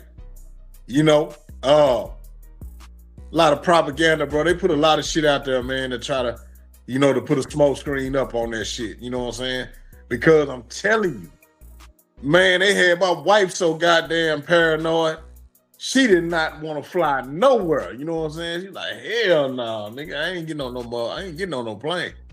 You know what I'm saying? She probably still like that, But shit, man, we got trips lined up. We got the trip lined up, shit, man. Something got to shake, you know what I'm saying? She don't even want to go on a boat right now, you feel me? I think we probably on the line DFW. We probably refer people to bring this up. Maybe they gave us Epstein thing to take our minds off of, Because remember, this happened before the whole Epstein scandal started breaking. You know, we had planes falling out the sky every day. Right. And hey, it had started getting out. It had started getting to the point to where I wasn't surprised no more, bro. All right, the first three, I was surprised. You know what I'm saying? I was like, damn, okay. The fuck, you know what I'm saying? Then number 2, I'm like, damn, this shit getting crazy. 3, and then like every week it was one happening, you know what I'm saying? Or a malfunction on a plane, you know what I'm saying, where it didn't take off. And I was like, damn, you know what I'm saying? Like that shit just started getting to the point where I was like, you know what? Nigga, fuck going, and they ain't getting on no planes. They get this shit right. You know what I'm saying? So, real talk. But man, I have some trusted people that work for the airlines, man. They say everything's good now. Yeah. But we'll see, man. I'm still doing my research on that shit. I think they were saying, I think they was holding us, they had a ransom and said, we're gonna make a plane fall out the sky every goddamn day until y'all if you don't meet our demands, motherfucker. Yeah, until you meet our demands. I believe they had the United States of America at their mercy. Fam, you know how you know how much business they can stop? People stop flying. Yeah. When it's a possibility, you're literally gambling with your life. You know what I'm saying? Yeah. Ain't nobody trying to die on no motherfucking plane, bro. You know what I'm saying? Like, hell no. Man, that motherfucker like shaking the dice. Like, man, it's possible you might crash. You know what I'm saying? What else you got? So, man, let's talk about the new tariffs, man. Let's talk about the new tariffs, man. All right, the tariffs, man. Let me get to it. So the tariffs came up in April. You know what I'm saying? Trump administration then pleaded a blanket of 10% tariffs on imports, which higher duties for countries he demanded worse offenders. He said the hardest hit was China, which faced a 104% levy. China responds with strict imports controlling on rare earth minerals. So that's what we looking at, man, on the tariffs, man. That right there shook up America too, man. I'm when they put that out there. Yeah. So y'all weren't able to see that when I was showing the article? Yeah. Oh, okay. I see the article that you got up right now, the China 4. All right. I'll get back to this, man. I'm fucking up now. All right, I was trying to make sure, because I didn't know, man. I'm like, damn. I'm gonna put up about the tariffs, man. We can get into it a little bit.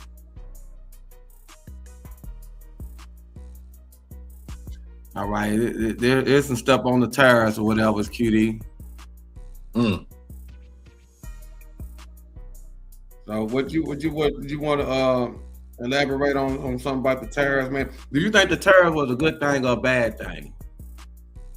In the beginning, I thought it was a bad thing until we benefited from it.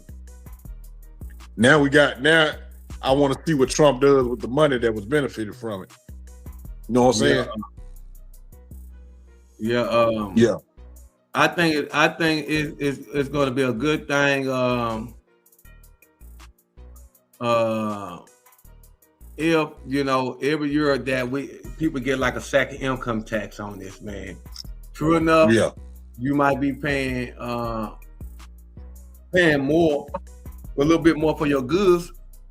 But think about it, every time you get your paycheck, they take out money, and then at the end of the year, that money they took out, you get it back.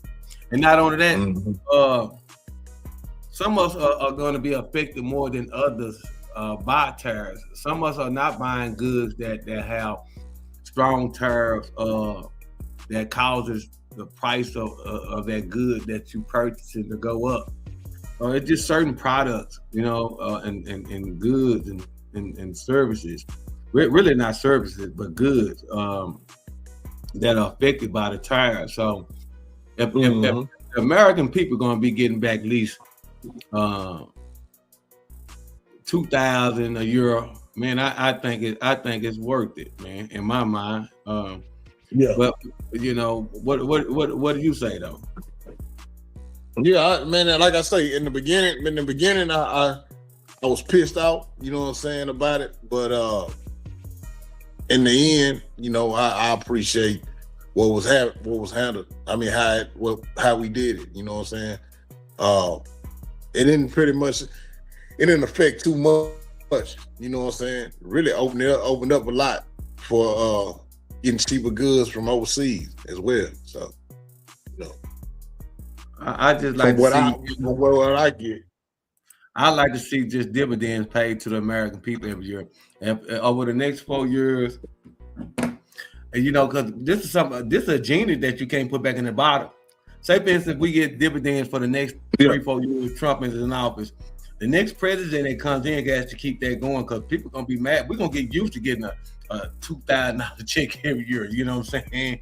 You know, and any president that take that away, man, that's gonna reflect bad on their campaign or on. But yeah, I heard it. They said Trump launched global tariff wars in 2025. Here's a recap of his trade actions this year. It's been a roller coaster of a year for U.S. trade policy. President Donald Trump launched a barrage of new tariffs in 2025, plunging the U.S. into trade wars with nearly every country in the world. Volley after volley of threats and steeper import taxes often arrive erratically, with Trump claiming that such levies needed to be immediately imposed to close trade imbalances and take back wealth that was stolen from U.S. And if this is true, what like Trump was saying, like we was basically letting people bring their goods into our country for free, but yet anything we send into theirs, they got a tariff on it. They putting tariffs on us. You know, like we got to get some balance back up. Hell, man, we not charging y'all like that. And basically saying whatever y'all charging us to bring into your country, I'm gonna charge you. And I think that's fair. I think it's fair too, man, because y'all done turned America to the biggest consumer. You know what I'm saying? Like y'all ain't finna just eat off us. You know what I'm saying? Hell nah, we got to get something back. Right. Yeah.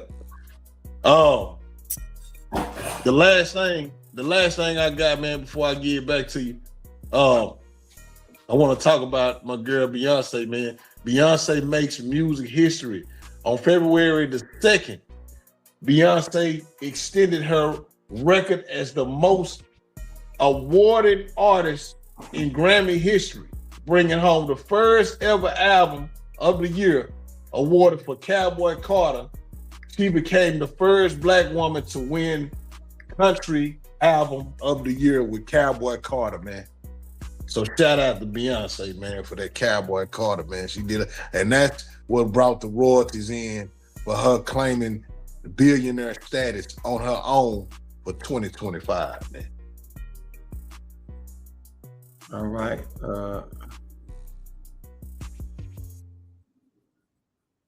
Let me put it up here. Everything from all right, here it is. I found one. Boom. God damn it. The article, man. God damn, man. Man, boy, they when you go to the website, boy, they be running them plays on you, don't they, man? They want you to get one of them ads, man, to subscribe here. They be running them play on you, man. God damn. Let me put this up. We're gonna go in a little bit.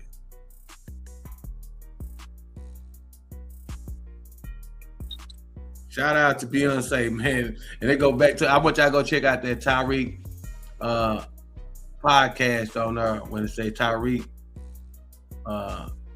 goes to war, whatever, with the balls, man. But yeah, Beyonce, the at Grammys, a timeline of the most awarded artists in history run. Come on now. Shout out to Texas own, Houston made and raised Beyonce, man. Come on now. For sure.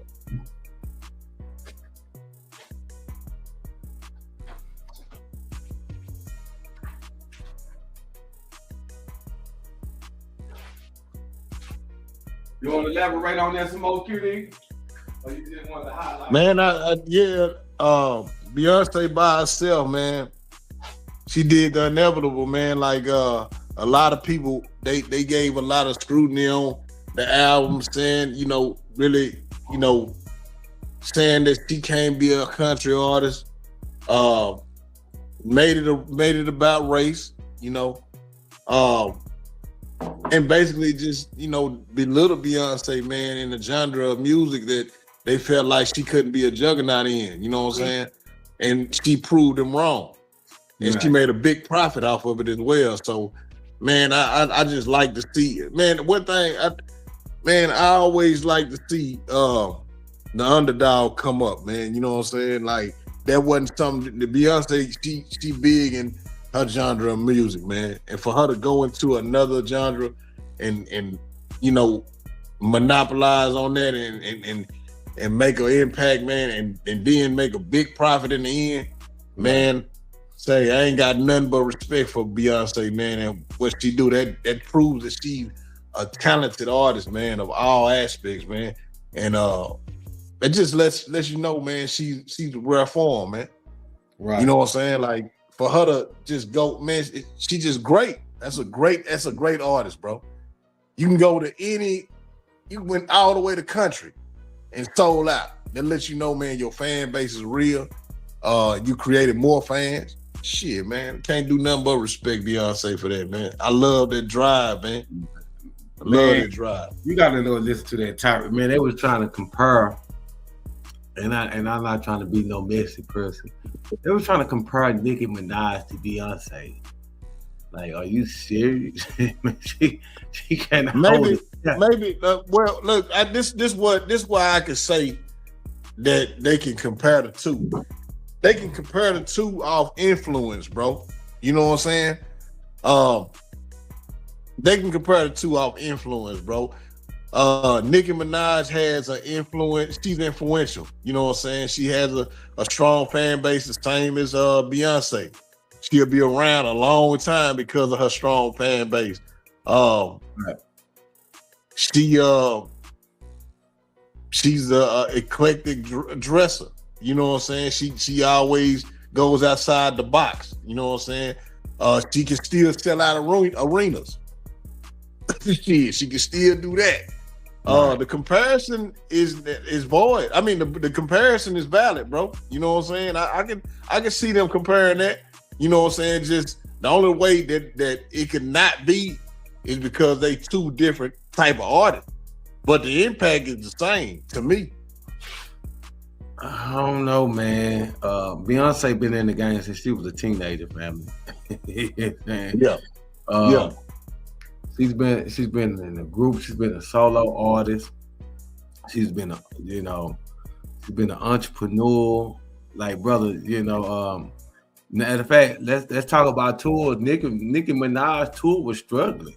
We ain't heard about Beyonce happening. If your fans are so much down for you and they support you so much, you should never be struggling on tour, ever. Beyonce, man, people get behind on their rent to go to a Beyonce concert. You know what, bro? I agree with you on that. But I think the only reason why Nicki Minaj tours were struggling is because, man, what she was going through at the time, bro. Because one thing about her and her fans, they connect with her. You know what I'm saying? So if she's stressing and going through some bullshit, they going through it too. You feel me? I think that's what kills a lot of artists, bro. Like, when they being too accessible and showing themselves too much to the internet and letting people in their personal life, bro, that kind of takes away their star appeal, bro. You don't see Beyonce that much. So when you do see her, it's like magic. You feel me? Like, when you not accessible and then motherfuckers don't see, and that's why NBA YoungBoy winning. You know what I'm saying? Like, That nigga ain't even got no Instagram. You feel me? And if we do get it, he'll get it popping for a little bit, and then he'll cut that bitch off. You know what I'm saying? Like, man, when you too accessible and you let your fans too much in your life, bro, they not finna come pay to see you. They not finna buy your merch. They not finna, cause you not that mystical character. I think what hurt, not to switch over, I think that would hurt Boosie a lot too.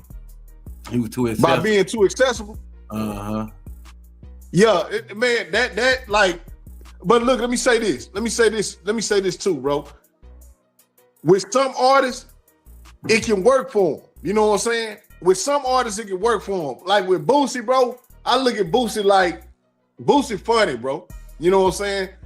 Boosie needs to do that shit. You know what I'm saying? Boosie can't be Hold on, get you real quick. Come on. You remember Boosie was cussing people out, say, man, did you go buy my album? You remember he had dropped that album? Yeah. Yeah. He said he was mad because he like, y'all think I just supposed to come on here and entertain y'all every day? Bro. And then he retracted that shit years later because he seen that shit was bringing him revenue, bro. Like, man, him, Finesse 2 times, a couple more motherfuckers I can sit there and watch. A nigga like Charleston White, you can watch they live, bro, and be like, yeah, you know what I'm saying? Yeah, like, nigga, I want to see this shit like every day. I can watch these dudes every day because they some funny characters. You know what I'm saying? Yeah. Boosie gonna do some funny shit every day. And that's what Finesse 2 times doing right now. He building up his repertoire online. He done found his niche. You know what I'm saying? Like, yeah, man, you need to do that. But when you got like superstars, if you got that superstar appeal, bro, to where you can disappear and motherfuckers be urging to see you, man, do like Beyonce, do like NBA Youngboy. Man, it's hard to get these people to exploit themselves. You ain't finna get no fucking Beyonce interview. Nigga, you finna have to pay $1 million to get her to come sit on your motherfucking couch, nigga, and tell her business. That's what makes it so goddamn me. That's what make motherfuckers come out to see her, bro. That's why motherfuckers be all in the crowd crying and falling out because she done made herself unaccessible, my nigga. And she a mystical character. Like, she like, man, I gotta go see Beyonce. Man, I just seen women like, I gotta go to this Beyonce concert, man, because you never know if you're gonna see her again. You know what I'm saying? So when you create that star appeal, bro, man, you can win in so many ways, bro. That brings your stock up. You know what I'm saying? Right. That's just how I feel about the shit, man. You know what I'm saying? Because you can kill yourself going live all the time and you not appealing, bro. You can water yourself down. You know what I'm saying? That's why I was like, man, niggas like NBA Youngboy, man, I would not get on. Nigga, you a goddamn superstar now. You don't need to get online doing none of that shit. You know what I'm saying? Just stay unaccessible. You know what I'm saying? Jump on that hoe every now and then. You know what I'm saying? Make a little oohs and ahs and shit, nigga. Get up off that bitch, nigga. Don't get on that hoe for some months.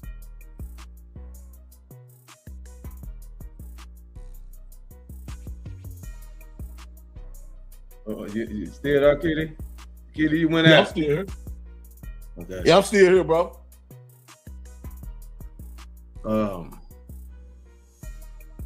You got anything else you want to recap for the 2025? Nah. I think G ready. All right.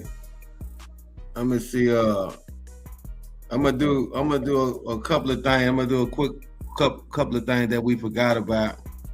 Yeah. First, I'm gonna do this right here. You know, for the 2025, we know Philadelphia Eagles beat Kansas City Chiefs. To deny them a three-peat. You know that everybody thought they were gonna three-peat in. The Eagles stopped.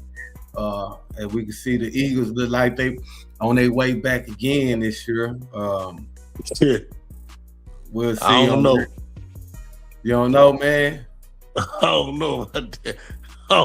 I know Kansas City. I know is Kansas out of it? Because I know they've been struggling this year. Yeah, Shit, Mahomes out. Okay. Yeah, he out of there. And they tried to hold on. And also, we had OKC to win their first championship this year.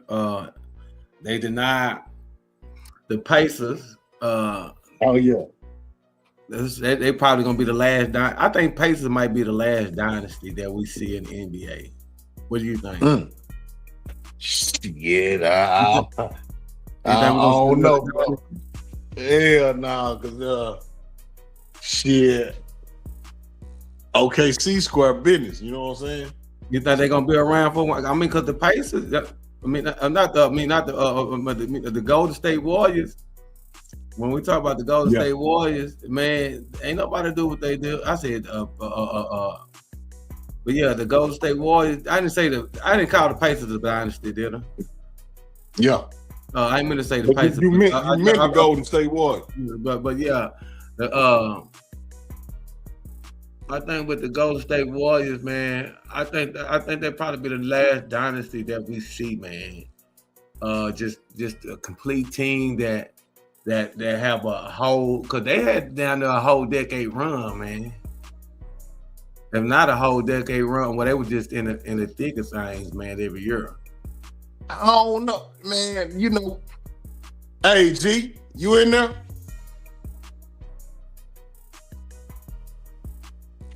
Y'all hear me? Yeah. Hey, you agree with that? What's that, Golden State? Yeah, being the last dynasty? Yeah, probably so. Yeah, Golden State, the last dynasty that we're going to see. Steph Curry is probably one of the last greatest players we're going to see over time. But it's some new players, man. You got OKC, young team. You got Wemby coming. You got a lot of people coming, man. So a lot of young teams coming at that.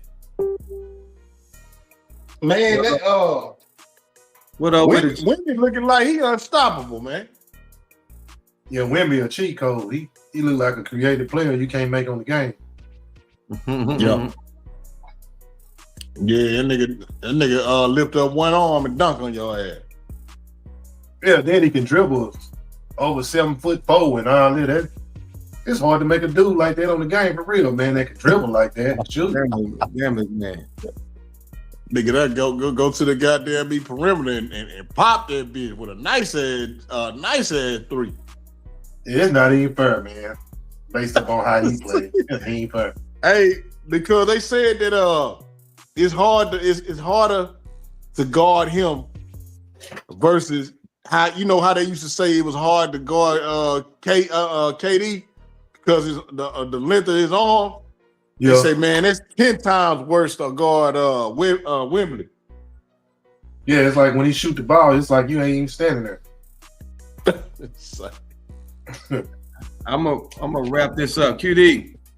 Yo. Our attention span is short. I'm gonna put up something like this up right quick, and I bet y'all don't forgot about this. And it was something that bad that happened. It happened here in the state of Texas. Y'all forgot about the flood here in Texas, didn't you? Oh yeah, man, yeah. I forgot about that motherfucker. I forgot about that. I just had to rethink about that shit. That shit that happened in Houston. Huh? The one that happened in Houston? No, that happened in Central Texas. Oh, the mud flood. Yeah. Mud slide? Yeah. Mm-hmm. I remember that motherfucker. Yeah, I remember that motherfucker. Yeah. What happened to those people, bro? You know, at least 135 people died in Central Texas. Yeah, I forgot about that, man. Yeah, man. They really ain't try to sweep that up under them. Well, they try to, because people started saying they were probably using weather modification to cause that flood because the water had that water had rose up so fast in a matter of minutes. Yeah. Remember we talked about that. What they got that black gold out there? What they got out there, man? Yeah. They got something out there worth of value.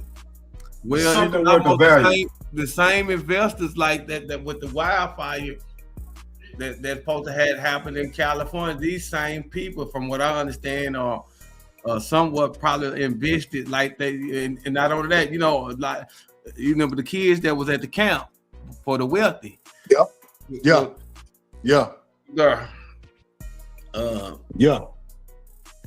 Let me see what was the last little thing before you get up out of here, and then I want to just talk. Charlie Kirk's assassination, that was pretty big this year.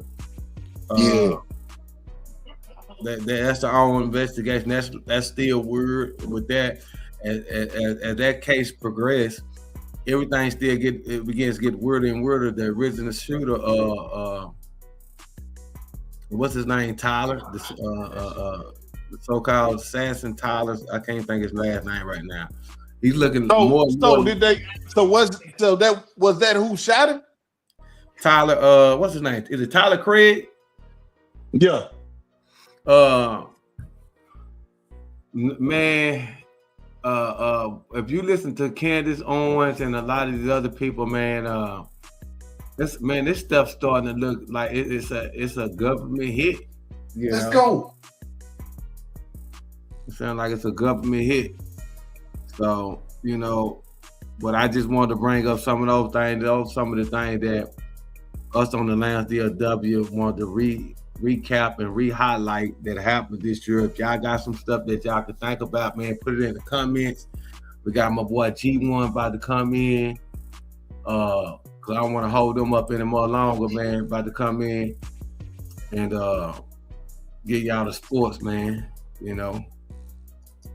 Hey, that's some good stuff, man. Y'all was talking about, man. I'm over here watching the game and listening to y'all. I'm turning my head right, left. What the score is? Man, the Mavericks came. You watching the East Coast game? Huh? You watching the West Coast game?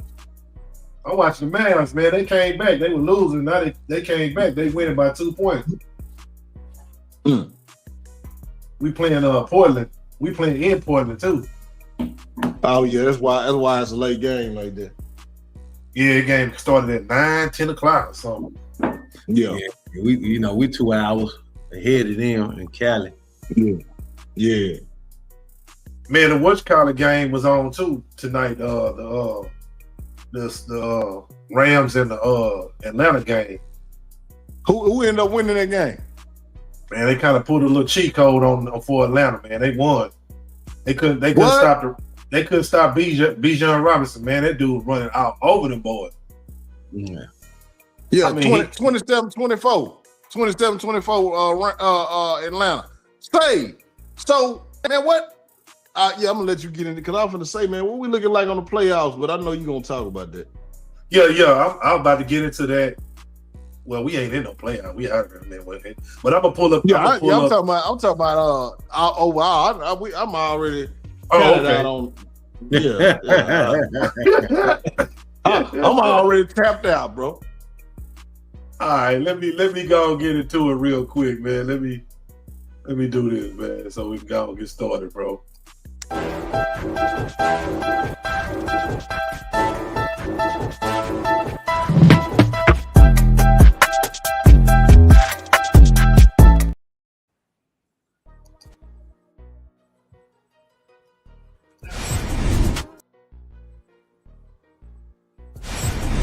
The Lounge DFW Sports, and they have an Olympics event. Yeah, the tongue that will get you sprung. And some of these women definitely are getting mesmerized. So they putting their work in and getting a major exercise. Gotta work them buttocks and them thighs. Or should I say sexercise. Show them you know how to ride. So we gonna flip into a new year. Just celebrate and have a good time. No matter if it's wine, liquor, or beer. So make sure you get it in gear and come down right. Because if not, somebody definitely gonna be having a headache tonight. Don't drink too much. Don't party too late. Just make sure somebody get back safe. But anyway, let's get to this play. Yeah, she definitely can dunk. That'll get the crowd going. That'll get the whole team pumped. And just when you thought somebody wasn't making a play, yeah, here comes somebody definitely finna save the day. Can you actually do this in the game? Some people make it just look that easy. but obviously it's not. This dude couldn't get hot if he was on the sun. I guess the ball did hit somebody's son. I mean, hit the boy in the head with the peel. And this dude right here is definitely making a highlight reel. Look how he spent and just soared in the air. Even the defender didn't even have a chance. Yeah, it don't even look fair. And this guy just got tired of dunking, so he just dropped the ball in there. You can't stop the unstoppable. I mean, not nothing past the ceiling, sky or the limit. This dude definitely is not gonna let nobody stop him from being focused on his goals. But Houston Cougars have won a bowl. Not just any bowl, but the Texas Bowl. So why not have Houston, Texas to win it? You know, hey, this ain't nothing but the beginning. So it's going down in H-Town. Them boys litty in the city. Ain't showing no pity. So from a Texas point of view, you better be able to play football and barbecue. But the only team that's upset was LSU. But I found out why everybody want to go D1, because they scared of that HBCU.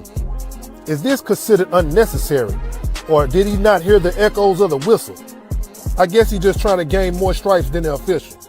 And when you're talking about some dogs in the game, well, hey, your boy Snoop Dogg definitely came to play. And look at your coach, trying to run away. Got these kids chasing after him. All they trying to do is just celebrate. You guys gonna have to work for it. You're definitely gonna have to catch me if you wanna drench me. So whoever catches it first, definitely we gonna quench the thirst. Because the championship is ours now.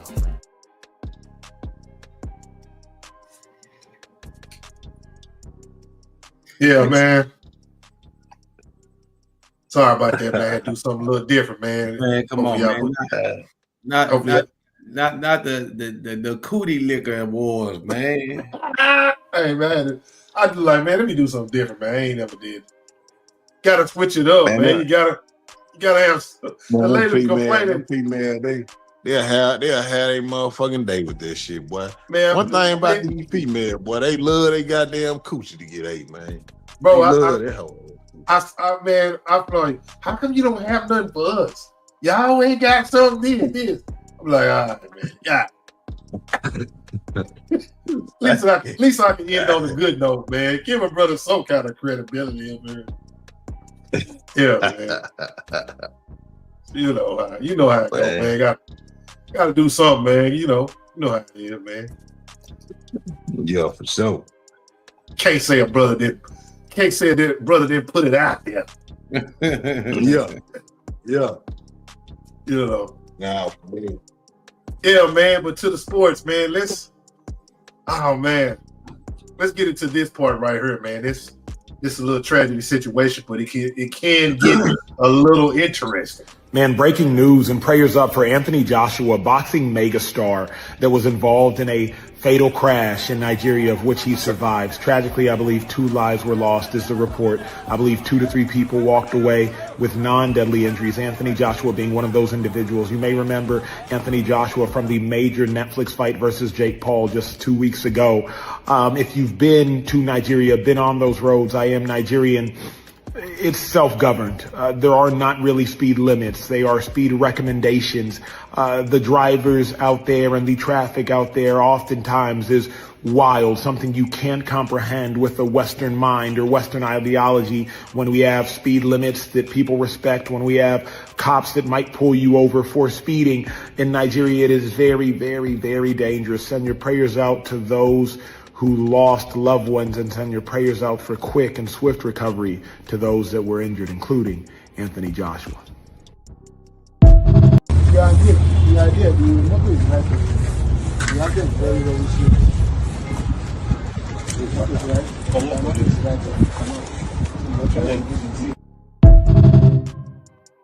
Anthony Joshua lost half of his earnings for the fight with Jake Paul because he's a UK resident and the fight was in USA. He won the fight with Jake Paul, but USA and UK won him. For that fight, he's supposed to get $93 million. 37% of it went to taxes in USA, almost $35 million. Also around $15 million a tax to UK, because the fight was not in the country. And if the fight was in UK, he would pay 3 times more tax. So from $93 million, he ended up earning only $43 million. This is weird, guys. If the fight was in Dubai, he would get all 93 million. Here, the government supports you to make money, not to lose money. Anthony Joshua and all the other sports guys, contact me and I will help you to move and make money in Dubai. Ain't that some shit? That feel like a cold pimp jack move there, man. How the hell you still get some money and I didn't even fight in the UK? How the fuck you still get 15 of my money? What's going on? That is insane. Man, I ain't coming back to stay there. If I gotta pay 15 million in taxes, I'm moving. Nigga, for real. Nigga, I'm finna get an offshore account and keep that money right in that motherfucker. Man, I ain't got nothing for y'all. Right. But he's a UK resident though. So he had to pay tax. I'm gonna ask you this question, Kitty. Like, say for instance, we from the United States of America. He originally from Nigeria. If you was him, you've been in UK for a long time. You got established life over there. Would you have paid that 15 million so you could be able to go back to the UK? Or you said fuck the UK? Fuck the UK. Fuck the UK all the way. Nigga, I ain't going back. Nigga, I just hit for 93 million, nigga. I hit for 93 million, nigga. I ain't finna go back over there. Fuck that. I go visit. I go bring the family over here. I got 93 million. Nigga, I'm gonna become a resident of the USA. How they entitled to his money? I guess because he a resident, he gotta still pay. He's a UK resident. Man, he's a UK resident, bro. So he gonna get taxed anyway. So if he don't pay his taxes, they still gonna come get his ass. Still gonna come get him. Yeah. Man, I'm gone. Y'all gonna come and get me? How y'all gonna come? I had to check. Hey, nigga, the UK gonna come get you for that money, bro. Man, that's crazy. Shit. That nigga put on a hell of a show that night too, man. Did y'all watch the fight? Yeah. I just seen the highlights. It was a good fight, man. It wasn't no clown tactics. You know what I'm saying? Yeah, Jake Paul tried to make it like that. I think from what I saw, it seemed like Jake Paul had a script put together. Yeah, he wasn't. But Joshua wasn't trying to. He wasn't trying to hear that shit. That nigga knocked that nigga ass out. That boy was holding that boy leg and everything. He was doing all type of goofy shit. He like, nigga, what you doing, nigga? Did you read the script? No, I'm from script. Your man, like, forget that script. But since y'all speaking of the script, do you actually think the accident situation part of the script? I ain't saying part of the circus, but part of, hey, since you didn't follow the script, somebody had to pay. That's what they saying. Man. Yeah, I believe so, bro. I believe so. Man, that shit is just like, it's very questionable, bro. Like, come on, man. You just won one of the biggest fights of your motherfucking life. One of the biggest fights of your life, nigga. You just cashed out 93 million, nigga. And you dead? No, Joshua survived. Joshua survived. Oh, Joshua survived? Two guys that was, two guys was with him. Yeah, died. they pulled him out. Okay. Yeah, they pulled him out of the car. Okay. Yeah. Yeah, I thought I saw R.I.P. Joshua on that motherfucker. I'm like, damn, what the fuck? That's what been making it so controversial. He survived. You know what I'm saying? Like, right. I want to know if he been getting death threats before that or what, man. I want to, you know. Then too, he African. He ain't gonna tell us the whole little thing. They might be able to get to him. You know what I'm saying? You know. Yeah, that's true, man. Just think about it, man. You just won the biggest fight of the world. You didn't go by the script, so somebody had to pay. Either way, somebody had to pay. That's how I'm looking at it, because it just don't make no sense. Yeah. Don't make no sense. Makes sense, but don't make sense. Should I say that? Right. All of a sudden, 2 guys died. Two of his top buddies. He didn't go by the script at all. Not in the ring, he did. I mean, where do you go, man? Like, if you feel like they're trying to kill you, where do you go? Check this out. Anthony Joshua, who just battled Jake Paul and won, was in for the battle of his life today. And what do I mean by that? He was involved in a 2-car accident that claimed the lives of 2 of his closest friends, all happening in Nigeria. And the reports that are coming out stated that Anthony Joshua was in Nigeria visiting the country when they were involved in that 2-car vehicle accident that almost claimed his life as well. Take a look at this exclusive video that was released right after the accident occurred. Viewer discretion is advised. Just take a look at everyone right there who ran to the scene and helped pull him out of that car. He could have lost his life in that today. Thankfully, he didn't. But unfortunately, 2 of his closest friends did. Just tragic and horrific all at the same time. The claims are that the car that Anthony Joshua was in crashed head-on into another car, claiming the lives of 2 of his closest friends. They were on an expressway at the time of the accident. Their vehicle crashed head-on into that truck you see right behind AJ. And as you know, this accident comes on the heels of the fight between AJ and Jake Paul. Jake Paul did take to X and release a statement. I'll step out of the way so you could read it for yourself. And once again, prayers go out to all that lost their lives, and prayers go out that AJ is all right and will be able to get back in that ring again and do what he does best. Let me know your thoughts on this in the comments, and as always, I'd love to hear from you. Bro, it made me think about cause you know with these new vehicles, man, I don't know if y'all seen I want y'all to check out on 60 Minutes. This came out like on 60 Minutes, like probably like 2011, 2010, 2012, something like that.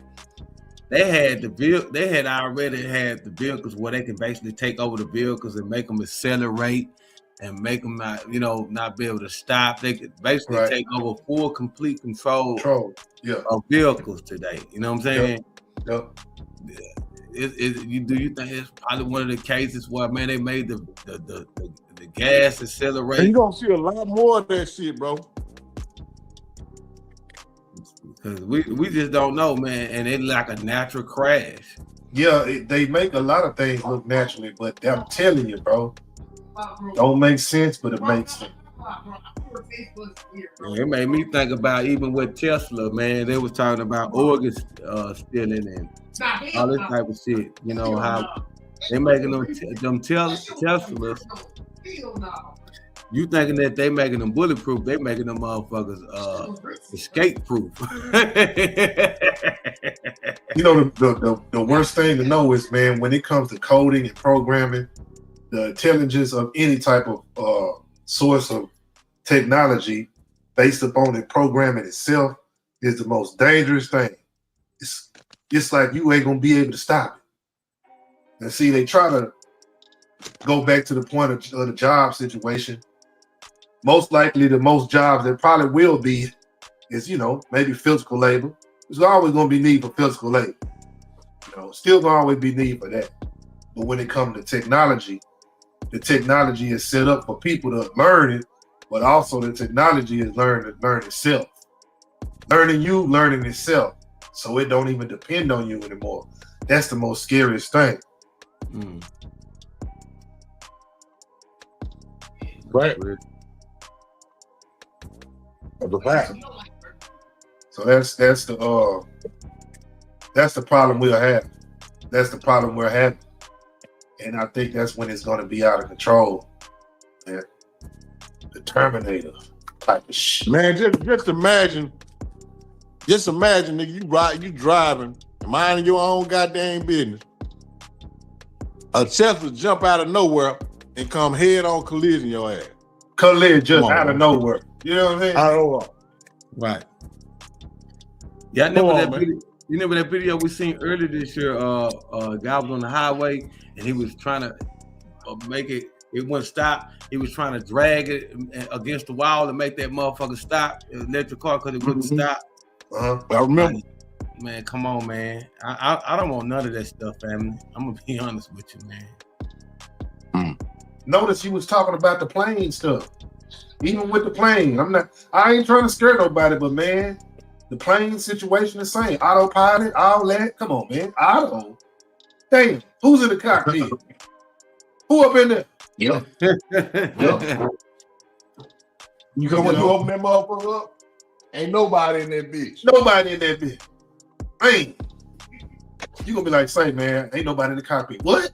Yeah, ain't nobody even up in there, bro. Ah, man. Hey, no, don't let it be around the time when we need a national disaster. Ah, shit, it's over with. That's why I say, bro, man, say that Clay need to be traded ASAP. Damn. You say what? What'd you say, Clay bro? Thompson need to be traded ASAP. Man, you seen that, man? He's saying Clay Thompson need to be traded. Straight garbage, man. You see the comment? We lost tonight. Y'all lost. The Mavericks didn't pull it off, man. Came back to lose. Damn it, man. Clay, man, he sucks. AD need to get up out of here. Get him out of here. Is it Megan, man? Huh? You said Clay sucks? Yeah, Clay Thompson, he garbage, man. I'm gonna say this, man. The only reason why these players on the team is the Mo Cooper flag to help the young guys. That's it. But we gotta build around flag, man. That's it. Yeah. And that's the only thing I see the benefits of keeping them guys at this moment. You know what I'm saying? But after this year or whatever, get them out of here, man. They gotta go. So they just look like champions on paper. You say champions on paper champions. You remember when they were putting it together? I say they bench deep and all that old type of stuff. I say, you think paper champ? We were talking about they looking good on paper. Yeah, that's that paper champ you talking about right there. Yeah, there's a whole bunch of paper champs out here. Computer champ, paper champs, all that. You know, we get to the real. When it comes to the real deal, you be like, be scratching your head. How the heck they win? How the heck they made it? Who look like they're gonna be a problem, G? What, in the NBA? Mm-hmm. I say OKC still because they're a young team. I mean, they still got the best record in the NBA. The Spurs is the only team that can beat OKC, I think.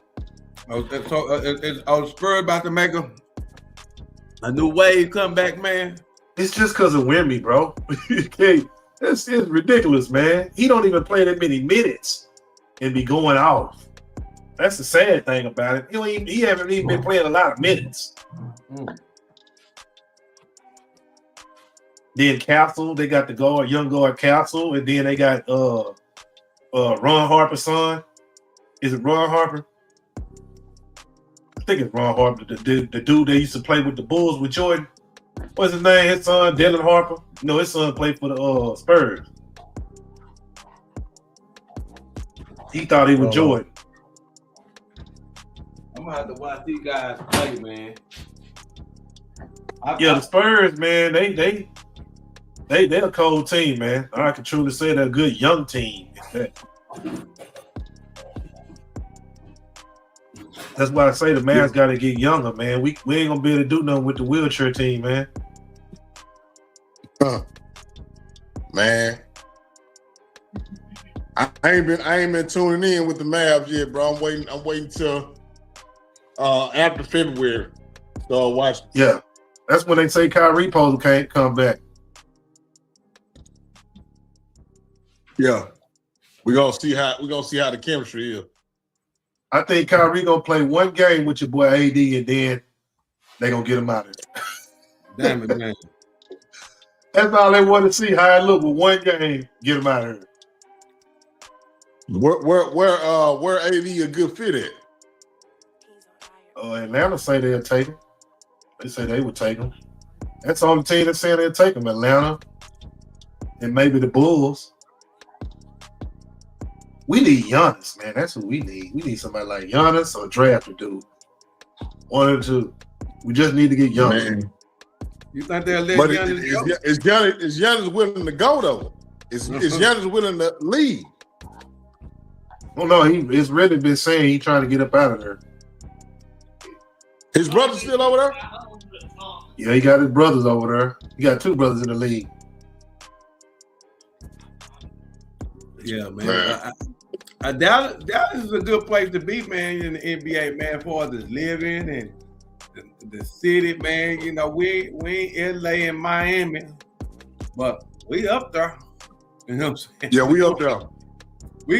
Dallas is a known vacation spot now. A lot of people have Dallas on their vacation list nowadays, bro. People are coming to Dallas before they go to Houston now. Yeah, because Houston has become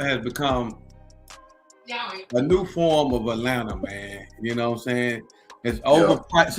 And that's I don't want Dallas to become the hot spot where you just start taxing and you just start going overboard with stuff, man. We become too loud. You know what I'm saying? See, Dallas always that no nice spot when you come in, you're like, damn, man, I didn't know this, man. God damn, nobody tell me Dallas jumping like this. Bro, look, Bear.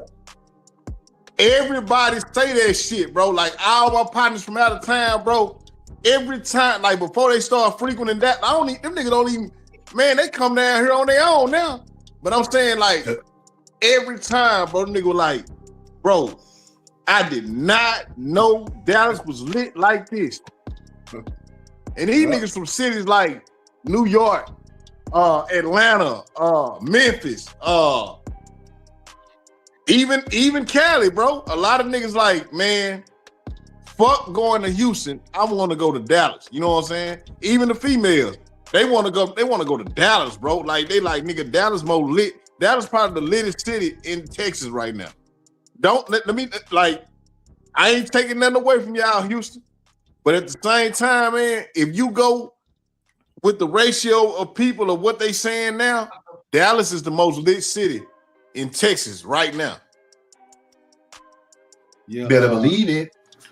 Houston's starting to lose its appeal, man. It's becoming too expensive. It's become too crime-ridden, too scammish. It's on the decline. It's becoming too overcrowded. People like, man, we gotta get the fuck up out of here, man. Even the people that's from Houston, like, man, we losing our city is losing its very essence, its identity. I heard a joke, FBA sister talking about how all the not Jamaican, but Africans are starting to take over in the black areas around now. You know what I'm saying? Yeah. They got a big community, a big Nigerian community, bro. And they own like blocks and blocks. They got their own, they got their own town. You know what I'm saying? And shit, nigga, hey, she right. They done down and took over that bitch. You ain't lying. You know, Chameleon and Lil O them niggas from Nigeria. Oh, I ain't know that. Yeah, I know. I didn't know about Chameleon now being Nigerian. I know Maxo Cream is Nigerian. Lil O is too. Yeah, I know. Yeah, I didn't even know that. I didn't even know that for real. That's something. Learn something every day. I ain't know that. Yeah, see, a lot of them niggas be cosplaying, family, like with Maxo Cream. he said a lot of little slick shit, man, about Foundation of Black America. They cosplay, but they still always kind of have this little undermining aspect about themselves, or hidden agendas, or envy that they have for Foundation of Black America. Because you have to assimilate with us, but you really hate us. You know, you have to cosplay us to be able to get yourself in the position that you want to be in, but you really, the whole time of cosplaying, you really envy. You know, there's a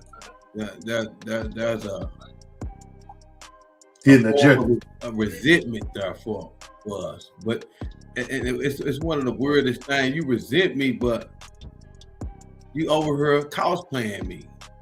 That's crazy. Yeah, that is, man. Let's jump into the football real quick, man. Let me put up the playoffs picture for the NFL, man. Let me get on with that. Boom. You know what I'm saying? Broncos number 1 in the AFC, and Seattle Seahawks is number 1 in the NFC. That's crazy. That's crazy. Yeah, it is. 49ers have a good coaching staff, man. For that team to be loaded with injuries and still be the 5th seed is ridiculous, man. They got a good coaching staff, I can truly say, bro. I can say that, man. Hey, look, let's do this. Let's do this right now. Let's do this shit right now. Look, the Buffalo ain't make the Patriots gonna beat Buffalo. The Jaguars gonna beat the Chargers. Houston is gonna beat the Steelers. On the AFC side. Okay. I say, I don't know, man. You can't count, man. Tomlin out, man. Tomlin, you gotta realize, man. Tomlin, don't Tomlin got the most winning season out of everybody? Yeah, two black coaches playing Steelers against each struggling, other. bro. The Steelers struggling, and then CJ Stroud, bro, he playing some of the best football, bro. That youngster is going out, man. I'm fucking with Houston, bro. I'm fucking with Houston. I think Houston gonna beat the Steelers, bro. Okay. What does he got for me? I say Houston gonna beat the Steelers. The Jaguars gonna beat the Chargers. And I don't think Josh Allen's gonna make it past the Patriots. Sad thing about the Patriots, man, that team that turned around real fast, man. Yeah. Hey, on the AFC side, bro, it's gonna be between Houston. Now, okay, it's gonna be between the Patriots and Houston to play the Broncos, bro. The Broncos gonna come out on top over there. On the NFC side, San Francisco gonna wake up. They're gonna beat the Panthers. The Rams gonna beat the Eagles off top. And this gonna fuck y'all up right here. Chicago gonna beat Green Bay. Mark my word. You think so? See, I can't say because I haven't watched a damn football in 2 years. Bro, I started watching football after the Cowboys got their ass tore by Green Bay in that first quarter, man. I was done with it, man. I was convinced that this shit was rigged, man. I think it still is, man. You ain't no doubt about it. It's still rigged. It's still rigged. Yeah.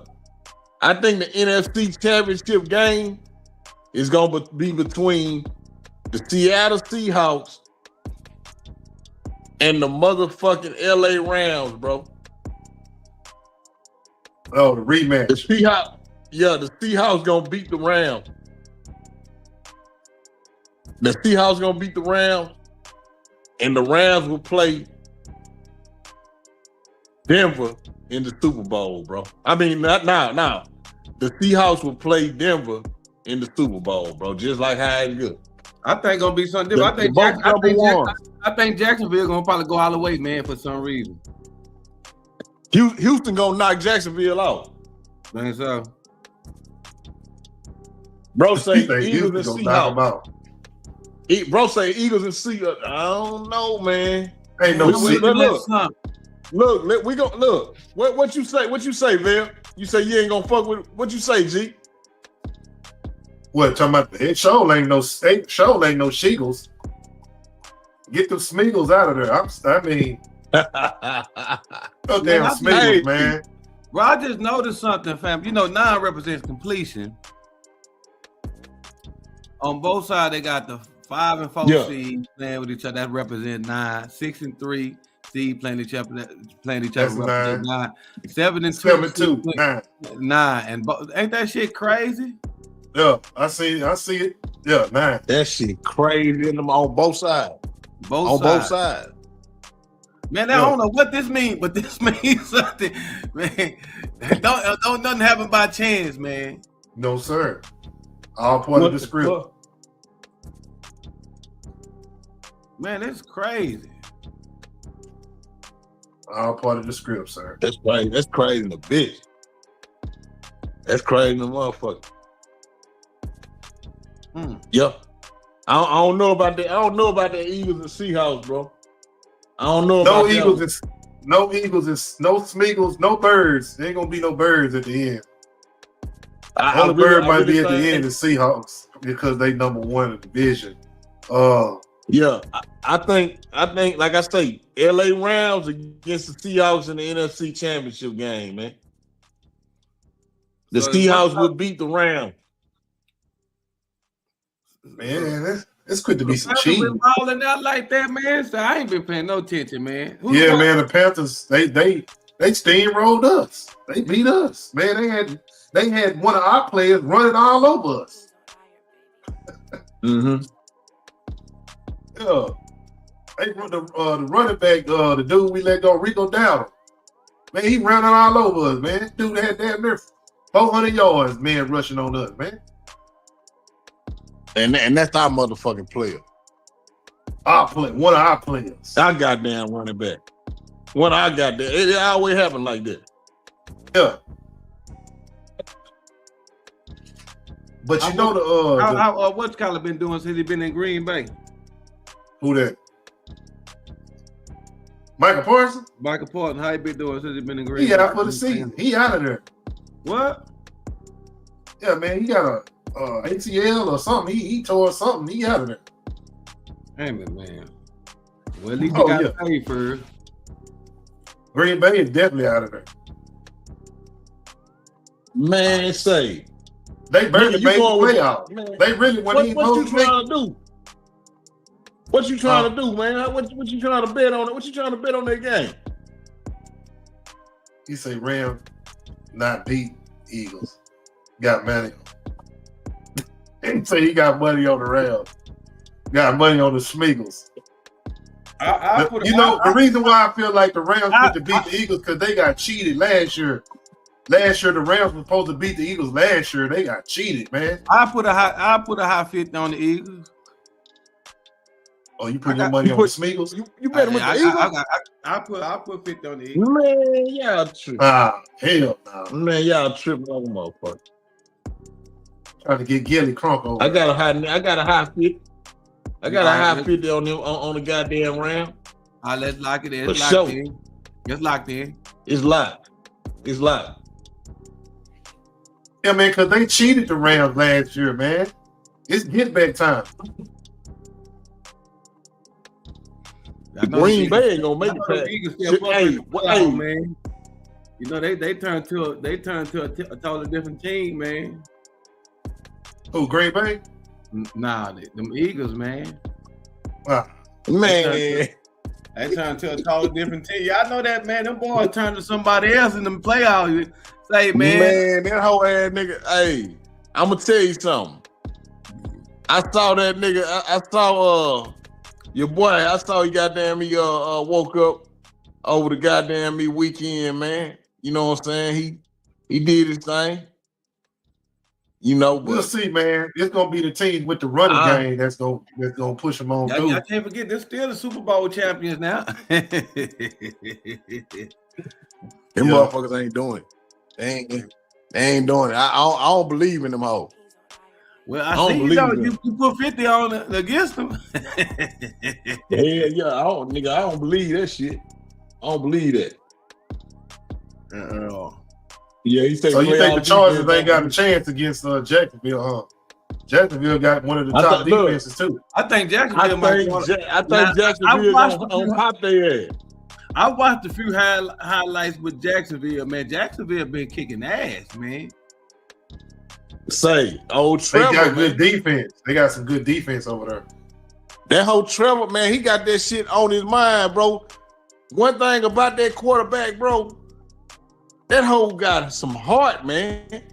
I ain't put that thing got some heart, man. You know, they had predicted Trevor to warp into this quarterback that he is, man. They had been saying that for the longest, man. Hey, this is a good battle, though. This is a good battle. Justin Herbert against Trevor Lawrence. I think both of them came out the same year. This is gonna be a good quarterback thing going on right here. Matched up, yeah. Yeah, it's gonna be nice. Man. I'm definitely watching that game for sure. I want to see how Lil Duval gonna them hoes, nigga. If they lose, Lil Duval gonna have a heart attack, man. I don't know, man. They defense is kind of raw, man. They got a raw D. Yeah. When what's Kyler coming back?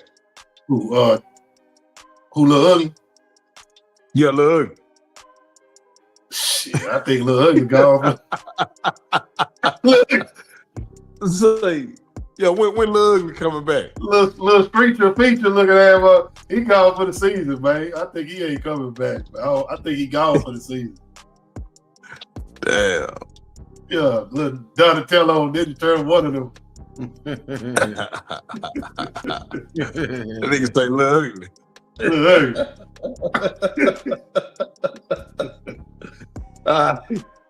gone for the season, I think, man.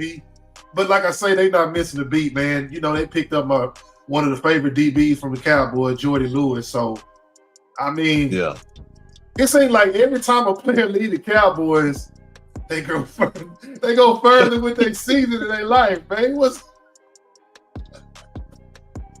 Say, I'm gonna say this. Cowboys holding motherfucking potential back. Hey, I know one goddamn thing. Hey, I know one goddamn thing. If them motherfuckers don't make the changes that I said make in next year, nigga, I ain't fucking with them hoes. I'm quitting them hoes again. Speaking of some changes, man, boy, y'all always right on time saying the right thing. So the Cowboys might be hiring Brian Flores to be their next defensive coordinator, according to Mike Florio on Pro Football Talk. He says in an article on his website, quote, Dallas seems to be destined to fire defensive coordinator Matt Eberflus after a disastrous reunion year. And the increasing chatter in league circles is that the Cowboys will be firmly in play for Brian Flores. Now, if you guys don't know, Brian Flores' contract will be expiring at the end of the season. And while, yes, he might get head coaching opportunities, if he doesn't, I think he's in a very interesting situation here. Being a guy that's going to be on the open market, I think that there are going to be plenty of suitors. And he might look at this and say, hey, let's see what the best offer is. And if the Cowboys can put together the best offer for Brian Flores and they think that highly of the coordinator, then I think he could actually be the next Cowboys defensive coordinator. Do I think this is going to happen?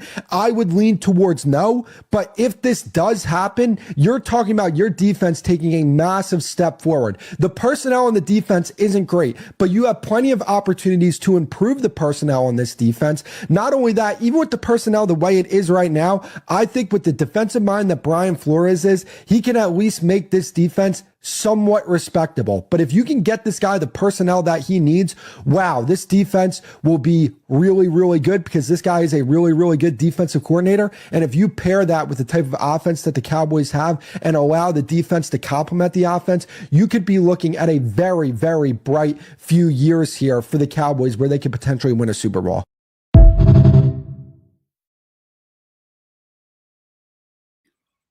G. Yeah. Is he like that as a defensive coordinator for real? Not the Ram, but the Minnesota Vikings. You know, that's my son's team, so he's a good defensive coordinator, man. This dude is pretty good. He's way better than Eberflus. Man, we should never hire that dude. I'm telling you. I knew the Cowboys defense wasn't gonna be nothing with that dude. You say what now?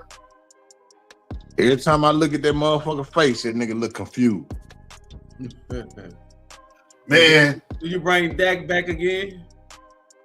Hell yeah. Yeah, Dak bring played that bitch good. back. Yeah, that's what we want to talk about right there. Prescott. Bring Dak back. Pay Pickens. Dak, you're gonna have to renegotiate your contract, buddy. Pay Pickens.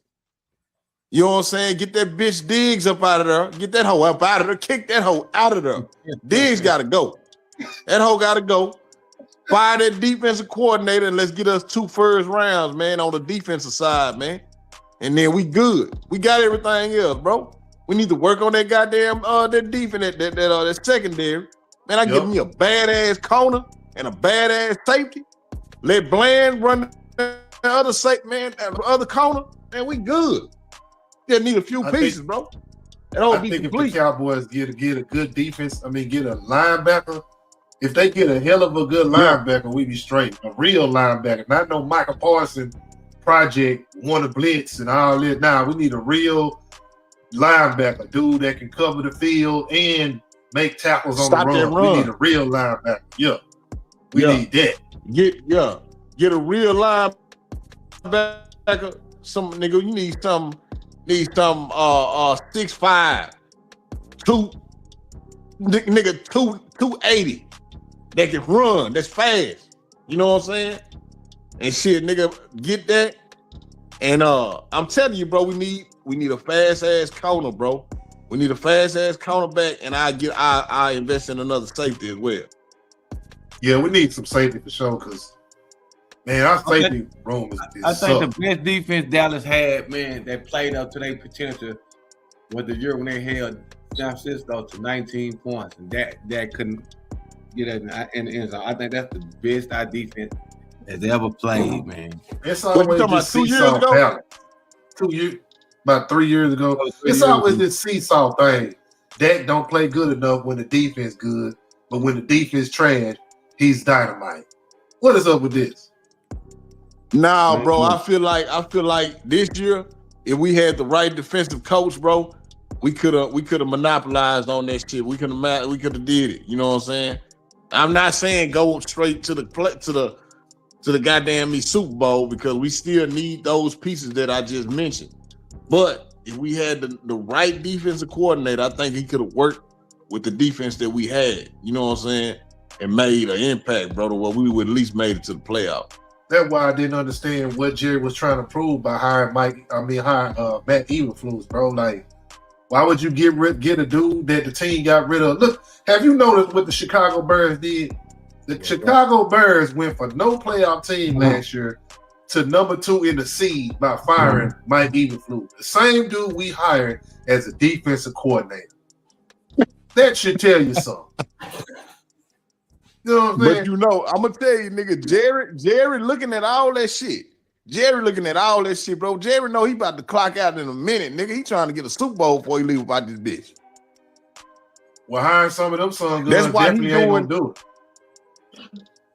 That's why he doing everything that the fans talking about. And you notice every time, nigga, the fans said something this year, he went and did that.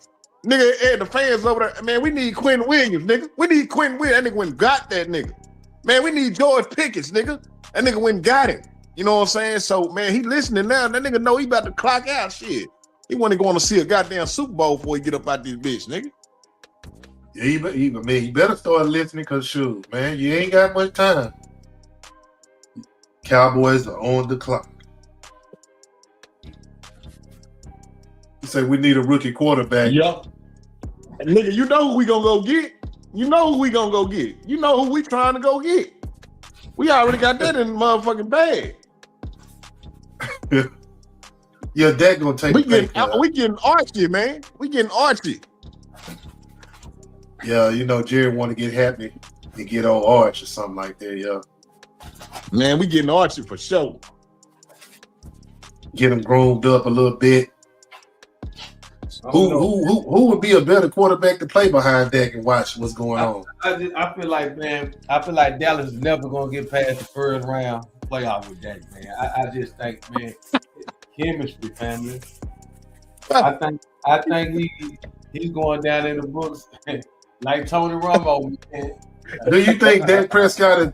Ask this question, cause my bro, man, my bro called me, man.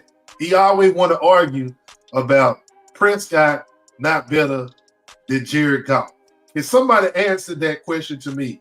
Do you think Jared Goff is better than Dak, or Dak is better than Jared Goff?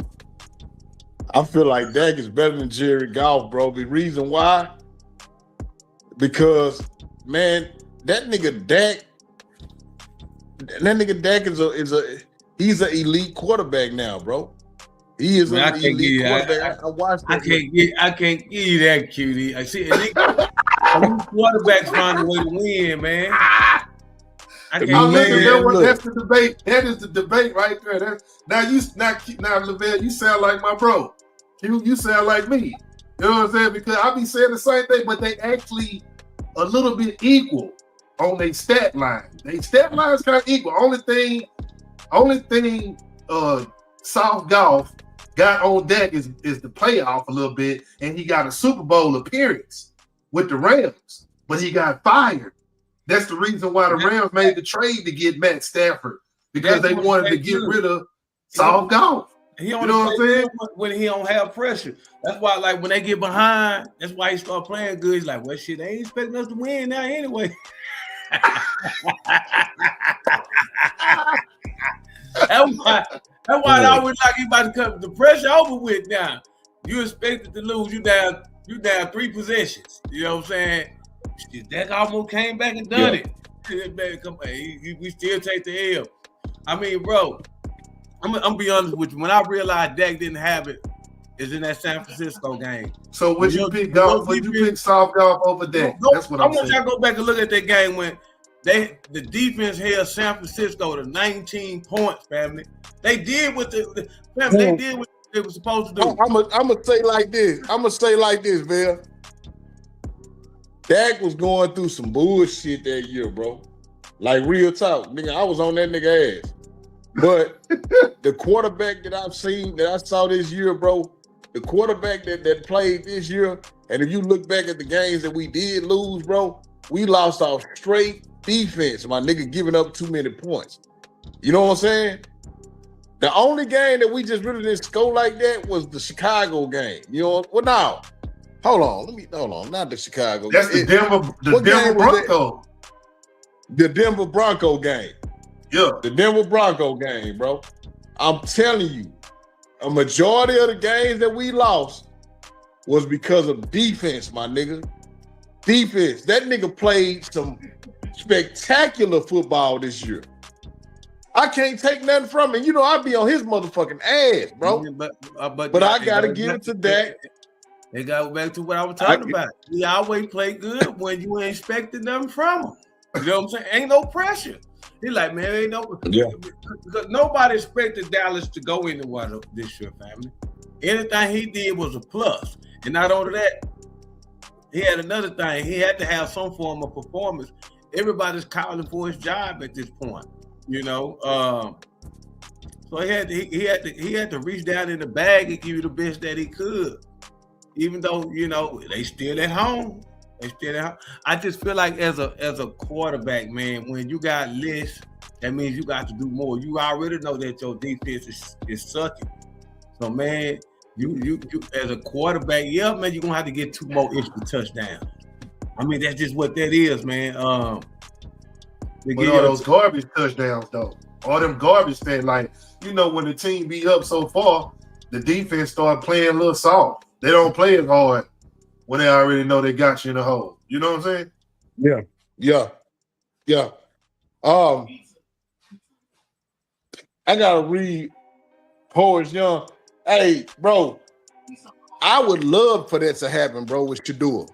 I would love for that to happen. But nigga, that's too much. That's too much like right for Shedeur to even come to the Cowboys, bro. If Shedeur was to come to the Cowboys, bro, Shedeur want to be in the Shedeur want to be in the Cowboy uniform, bro. Nigga, that nigga want to come home so bad, bro. I wish that could happen, but that ain't happening, man. That ain't gonna happen. What you say? Even John Madden ain't gonna even let that happen. Hell no. No, nigga, hey, bro, I'm gonna tell you. The hype around Shedeur is gonna take away from goddamn me Jerry. And he don't want that. Yeah, and we live in a good old boy town, family. I think they black quarterback out, man. You have to give them. We do for a white quarterback at this point. Sound like Archie Manning, man. Yeah, that's who they want. They want Archie. They want Archie for sure. Yeah, we do for a white quarterback. You know. Yep, sound like Archie. Sound like Archie. Yeah. Man, we gave y'all the kid. We kept that. We kept what you say? We done gave y'all what y'all kind of wanted. You had Quincy Carter. He blew it. We gave you Dak. That's close enough. He half and half. Yeah. You know what I'm saying? Yeah. That's close enough. He didn't get it done. I'm going back with my white boy. Yeah. Gotta go get my white boy. Say, and he done be he gonna, and then when Archie Manning get in there, bro, they gonna have a complete team, bro. And that nigga just gonna fill in the gap like I like Troy. What you say? It's gonna be already set for him. It's gonna be already set for him. Man, that nigga Troy Aikman wasn't just cold like that, nigga. That nigga Dak Prescott really colder than Troy Aikman, bro. On the cool. But shit, he just had a complete team. Shit. Yeah, the offensive line. And I just like this. I like his perfection, bro. You know what I'm saying? Like he was really into the game. You know what I'm saying? But man, when it come down to talent, man, that nigga Aikman ain't colder than that nigga Dak. Nigga Dak got some. Nigga, he just had a complete team. But y'all gotta give Prescott the credit based upon what rounds he was picked. He was picked in the 4th round. All the other quarterbacks that was picked in the draft before him, they not even with the same teams they are with right now. Some of them not even in the league. Where's Carson Wentz? Is he even in the league right now? Just being honest. Yeah, Carson Wentz. I think he playing backup. Hold on, I think Wentz backup somewhere. Hold on. Where you go after you left Philly? Just saying, he not even with his original team. He been traded. You know what I'm saying? Your boy Soft Golf, he been traded. Even though he went to the Super Bowl with the Rams, but you know Sean McVay was like, "Nah, man, I need some veteran quarterback. You're just not gonna cut it." People was talking crazy about Sean about trading for Matthew Stafford. Now look at the Rams. You know what I'm saying? I'm just saying. Y'all got to give Dak credit. He's a 4th round pick. Nobody probably was expecting him to really be this far as a player. Man. It's pretty good to be a 4th round pick, I can truly say. Yeah, I can't get, man, the baddest quarterback they ever played, man. What round did God damn, I can't. Well, I'm so out of football, man. I can't even think the player's name off the back no more. What team he played for? England, man. God damn, man. Tom Brady. Oh, Tom Brady wasn't even drafted. Yeah. He was an undrafted quarterback. So, man, I said that to say this right here, man. Tony Romo was too.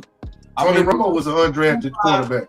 What was the quarterback name that was from Alabama that stole that money, man, and went to went to the Raiders, man. That nigga was a serve head. Say went to the Raiders. You talking about damn. Man, I can't remember I know who you talking about. Man, what happened to that dude? He was a bust, but he was a first round pick, man. First round bust. I think he was a bust pick. What is it? I know, man. I know what you're talking about. But they say he's probably the biggest first round disappointment in history, man. But he was. That nigga was a whole bust. He did play for the Raiders. I can't remember his name though. Who you talking about, bro? Oh, you talking about the dude that went to LSU, Jamarcus Russell? Him? Yeah, I thought Jamarcus Russell played for Alabama. He came out of Alabama, didn't he? Nah, he played for LSU. Okay, I thought it was Alabama. Yeah, Jamarcus Russell, man, he was probably the biggest upset first round player ever. So I said that to say this, man. Sometimes it's about the heart, and then let's not get it miscrewed. We seen what they did to Shedeur. Sometimes it just the rounds don't mean nothing, man. Sometimes you don't get drafted because you at that point in time, how it's set up, that team didn't need you, so you end up falling in this particular round in this particular place. Or sometimes you can be a diamond and you just on the wrong college team, man. So, man, it brings your stock down. You know what I'm saying? So, right. You know, I don't put a lot of stock into the rounds, man. Think about look at Jerry Rice. Well, Jerry Rice came out of HBCU, didn't he? Yep. Mississippi Valley. Yeah. You know what I'm saying? Yep.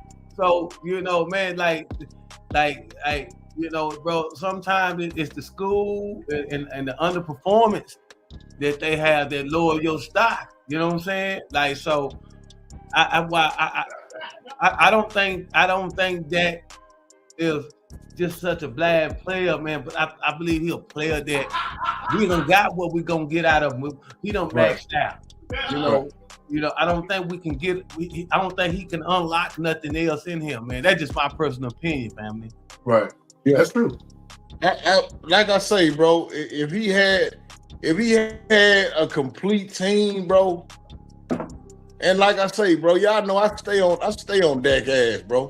You know what I'm saying? But what I saw this year and what I've known for him, like he outperformed this year, bro. And I feel like if he had a complete team, bro, he can do what he got to do, bro. He needs a complete team. The offense played like, man, the offense is a fool this year. Yeah. Man, if they had their defense behind, bro, it was a lot of close games, bro, that we could have won. A lot of close games that we could have won, bro, if defense would have stood up. But shit, man, hey, if he had a complete team, bro, I feel like Dak Prescott can go to the Super Bowl and win that bitch, especially against the teams that I see in the playoffs right now. Each one of those teams, bro, I feel like, nigga, the only team that really embarrassed us, bro, was the Panthers. You know what I'm saying? Rico died. But other than that, man, everybody, we competed, bro. We competed, man. If the defense would have just stood up a little bit, I feel like, man, shit, we could have been where we could have been somewhere, bro. Straight up. But when you got emerging weapons like Pickens, and then you got CD on the other side, you got these elite receivers, man. It makes it a lot more easier for your offense to flow and your quarterback to see more down the field. You know, like he got the weapons. You know, you're running out of fingers, should I say? Your hand, you got this, that, this. Starting to run out of answers, and people want right now. You know, and who's to say you ain't gonna be able to get that next year? I say, like you said, Pickens, they got to sign Pickens to the deal. Hopefully, guys be healthy enough to play the same amount of minutes they played this year. Who knows? You know what I'm saying? It's been a lot of crazy injuries, man, and would have changed the difference of a lot of teams. But a lot of teams, I'm gonna be honest with you, have a lot of bad coaching, man.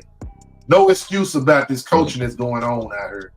There's a lot of good teams out here, but they got nothing but talent. But without the talent, where is the coaching? It shows. it's gonna show in the playoffs. Every team that get in the playoffs, it's gonna come down to the coach and making some good decisions, not trying to go for it on fourth down instead of kicking the field goal.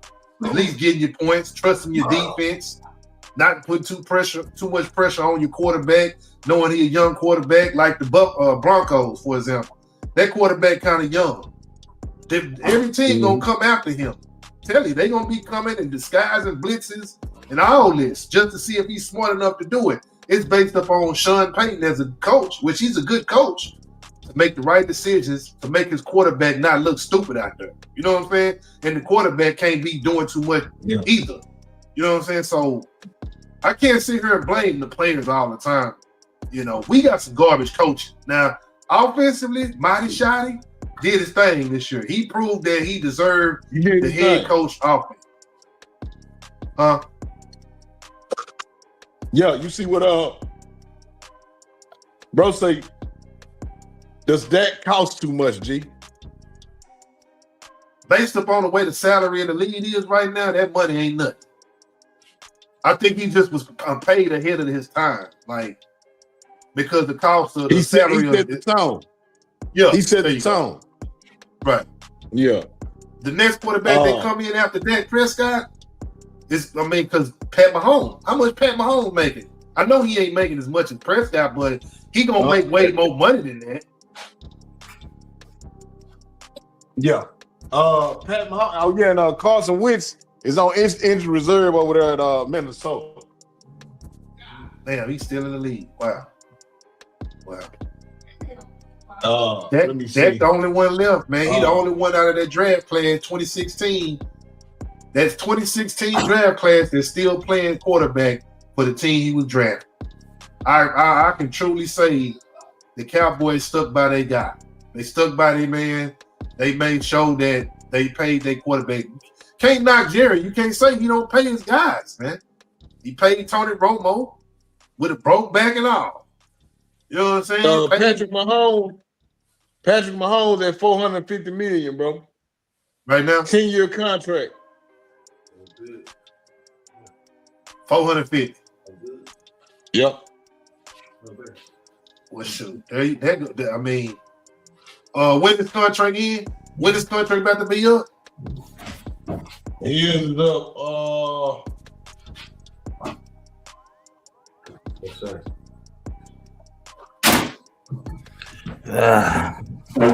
Hey, y'all think they gonna bring Russell Wilson back next year, man? This was his last season.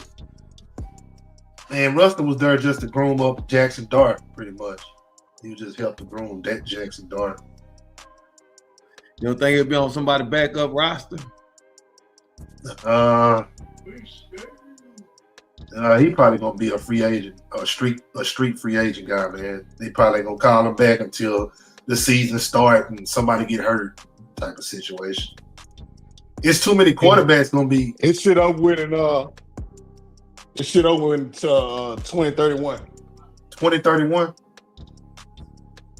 Yeah, they gonna pay him way before that. No, he got a guaranteed $141 million, and that runs through the season of 2031. Yeah, that's a base salary of $16.6 million, along with the bonuses that will be increased in his total earnings. Total earns $16 million a year. Yeah. What Dak making 20 a year? Dak Prescott is at $240 at a 4-year contract. Is worth $240 million with Dallas Cowboys, which includes an $80 million signing bonus and $231 million guaranteed. His average annual amount is $60 million. Hey man, he can't get mad at his agent, man. He got a good agent. Him and Kirk Cousins, man. I think they got the same agent, man. That nigga put that down. Hey man, that's his agent working, man. Hey man, can't get mad when you got an agent that's gonna get you that money, dog. Yeah, man. I'm not the one paying the guy. Yeah, Are you saying what I would have paid him? I'd be like, it would have been totally different if I'm the one got to pay him. That's something different. Yeah. But what do you feel? That, is he worth what he getting paid? Right now, the way Dak playing, yeah. Say, what else you gonna get out? What else you gonna get out there? But look, I say Dak knows what's gonna happen, bro. Dak knows what's gonna happen next season. They're gonna have to renegotiate that contract. He's already said he renegotiate that shit. He already said he's willing to do it. Yeah, so some got to shake, bro. Diggs got to go for sure. Exactly, but boy. You took the word right out my mouth. That Diggs got to get up out of there. That's your problem right there, Diggs. You say Dak ain't worth 60 million. I agree with that. But look, I'm just tired of looking at Dak, family. Hey, we can't. Hey, I can tell you this: I wouldn't have paid Dak $60 million. If I'm owner of the team, he wouldn't be the $60 million man for sure. Man, but I want to know. I want to know what the conversation was and what was the strategy to get that type of deal, bro. Like, it had to be no quarterbacks willing to come to Dallas in order to lock some shit down like that. Well, you gotta remember he did break his leg that year too to get that money. And he broke his leg that year, bro. Yeah, he broke his leg that year. That's why I would have paid. I would have franchise tagged him and say, "Look, Dak, you just coming off a major injury, man.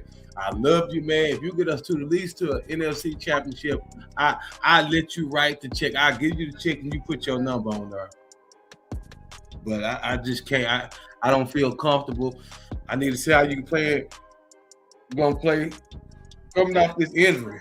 But you know, do you remember back in 2020 when he broke his leg and they was talking about, oh man, they gonna do Dak dirty. Really, the league and everybody else helped Dak get the money because it was the big bro. Because Stephen A. put that campaign together, bro. Yeah, Stephen A. Smith helped put that campaign together. Yeah. You know what I'm saying? And all the black coaches, all the black analysts and all that, man, they put that shit together and made that play go in effect. And I think that's what added the fuel to that agent in order to make that deal come true, bro, because they was already in the tabloid. It was already publicized. Yeah. That's what happened. They was like, he got to get the deal done. He kept saying that after the guy loses his leg and he's the Cowboys quarterback, the America's team quarterback. This 4th round pick.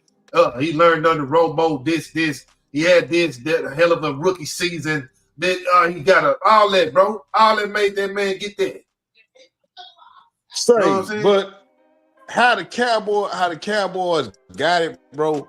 The fucked up thing about how the Cowboys have a marketing plan. That nigga Jerry Jones is a marketing genius, bro.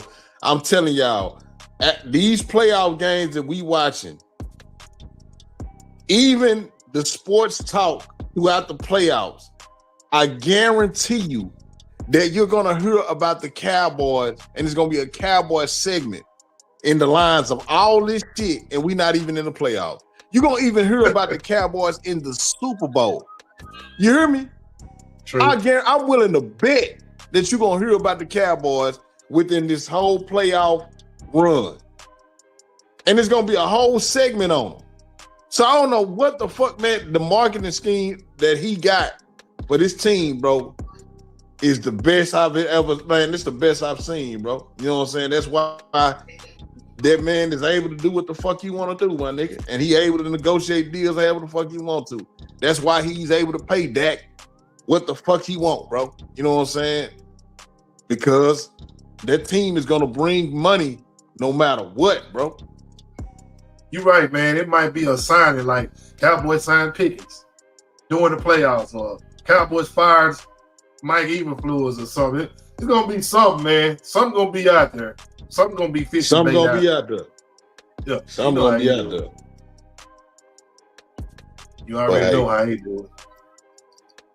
Speaking of the Cowboys, man, we got some more tribute going. Yeah, Ezekiel Elliott has retired, man, for the Cowboys. You know what I'm saying? That's what's up, man. Came back That's as what's a up, Cowboy, man. Oh, Zeke, man. Shout out to Zeke, man. You know what I'm saying? Zeke started doing some old weird ass shit at the end, but shout out to He Zeke, did, man. He sure did. Came in the game on some nigga weird stuff. Zeke up in that hole grabbing on booties and shit, man. Come on, Zeke, what you got going on? What? He came in the game weird, man. Anyway, he came in the game weird. He came in totally different, man. Like, what the hell? But shout out to Ezekiel Elliott, man, for retiring as a Cowboy, man. Check out a couple of highlights, man, of the old Zeke. And we know he likes to eat and all of that stuff, jumping in the Salvation Army Bowl and all of that stuff. It was real nice to have, but at the end of the day, he wore down, and in the end, his backup was considered better than him. I'm not really surprised by this, Skip, because we saw it coming, and I told you, Skip, I say, if you go back and study history and you look at the running back position, they don't normally lose it and get it back. He was a run to contact, run to collision back. He wasn't a guy that dodged tackles. He wasn't a guy that ran out of bounds and preserved himself, Skip. He was running to contact. He was a high collision back. And over the years, Skip, if you look at it, you talked about 108 and then 98 and then 90 this and then every single year for 7 years. Yes. The Dallas Cowboys have released Ezekiel Elliott. He's the star running back for years and years and years. It's interesting. For a 4-year period, the Cowboys' centerpiece on offense was Zeke. You don't get much of a payoff when you make your big bet, and the Cowboys did on a running back. And it doesn't last very long to begin with.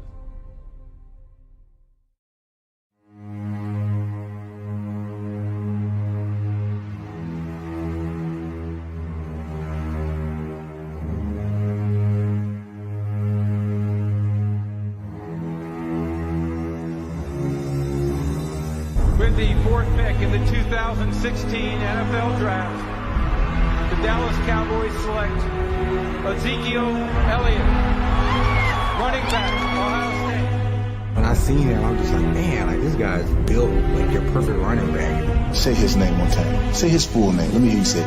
Ezekiel Elliott. Oh, Ezekiel Elliott. Oh, man, when I think about that name, how sweet it is to be Ezekiel Elliott. I'm going to say it's Ezekiel Elliott, and so that's the best football player I've ever seen in my life. Depth 2nd and 18. Setting up the screen for Elliott with blocking. Huge play. Elliott into Steeler territory. Down the sideline. He runs extremely hard, extremely strong, a lot of speed. Runs deep. Up the middle, he's gone. The Cowboys are going to steal one in Pittsburgh.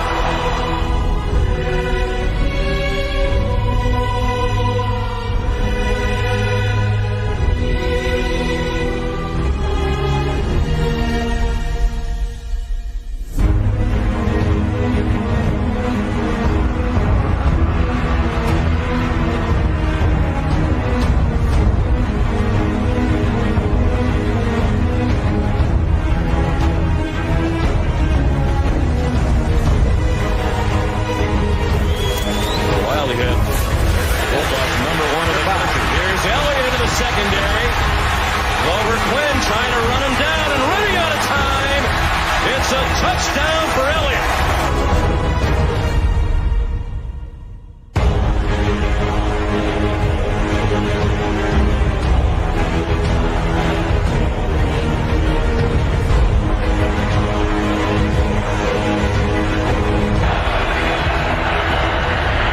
Over the middle. Elliott is going to take it for a first down and goal to the 4-yard line.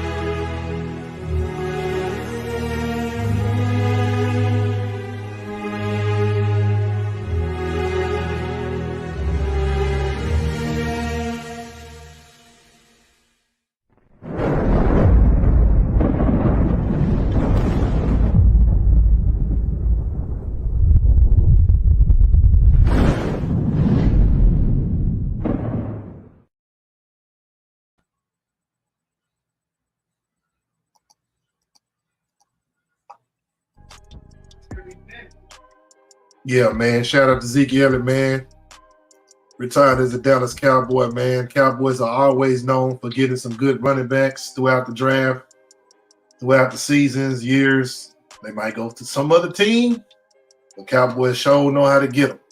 Pick some good offensive linemen, pick some pretty good running backs. Not too bad on the quarterbacks, I can say. But they always got an 88 out there, believe me. There's always an 88 club out there. So shout out to Zeke Elliott, man. You know what I'm saying? QD had dipped off, man. Everybody dipping off, man. It's about to get time to get up out of here on these sports, of course. You know what I'm saying? I'm in the building still listening. Oh, you still here? Yes, sir. I know QD got to get up. Well, I got something, man. I'm going to play one more thing before I get up off the sports. I got to, you know how I got to do it, man. I got to play old Prime and Skip and all them, man. You know how I got to. You know I got to go with the Florida boys. I'm going to go with Miami. Now, it's the blasphemy. In the end, you know it and I know it. I think Ole Miss is going to win the whole thing. Even though, according to Polymarket, they've only got a 2% chance, I give them a 100% chance because without that guy, Lane Kiffin, they're going to be more motivated than they've ever been before. Trust me. MISSISIPPI, or whoever you spell their name, they're going to win the championship. Trust me. Man, you know what? I tell you what, I love it, Skip. I love it. I love it. I like that, but I gotta disagree. I'm gonna go with, you know, I gotta go with the Florida boys. I'm gonna go with Miami. Now I know they only got maybe what, a 5% chance, but they got some dogs over there, dog. They got some dogs that can go. So I'm gonna go with them Canes. I gotta go with the Canes. Man, I don't got It's with a community college. What are you two talking about right now? It's the blasphemy. The Ole Miss with a 2% chance. Come on, Skip. What are you? What the asinine? The blasphemy. Boo jive. I am all in, comma, my ass. Hey, look, he must think it still got Michael Orr and Sandra Bullock still for Ole Miss. That's the only reason why he picking them. Because even with them, they gonna get blindsided by look, I don't even got a dog in the fight. I can tell you that right now. I looked at Polymarket in Texas, it just say no. It didn't give me no eye. So I don't even care no more. So let the best team win. You gotta do the best team, right? Ohio, y'all. Come on, Ohio gonna win this. You know that? Come on. I know Dion, you little unbiased, but Ohio gonna win the whole thing. Trust me. On the Pally, it says 31% chance. We're going all the way. Trust believe. Who you got, Stephen A? I'm going with the Georgia Bulldogs. Go Dogs. They got a 17% chance. And I know they're gonna definitely come back. They're definitely gonna surprise us all. All right, look. No offense to Ohio State, go Bucks, but I'm going for the Georgia Bulldogs. Okay, that's my prediction. Put it on the Pally. Put it on the Pally. Woo, we gonna see.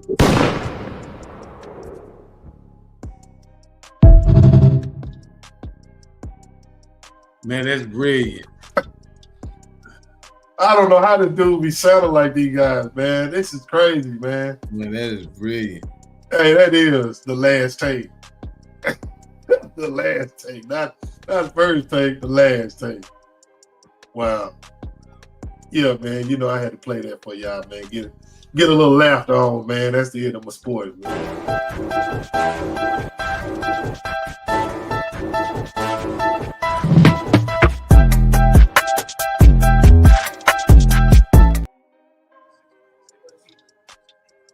Yeah, man. Oh man, 2026. We here, man. Pretty much a couple of minutes away. Yeah, man, we almost here, man. The time is near.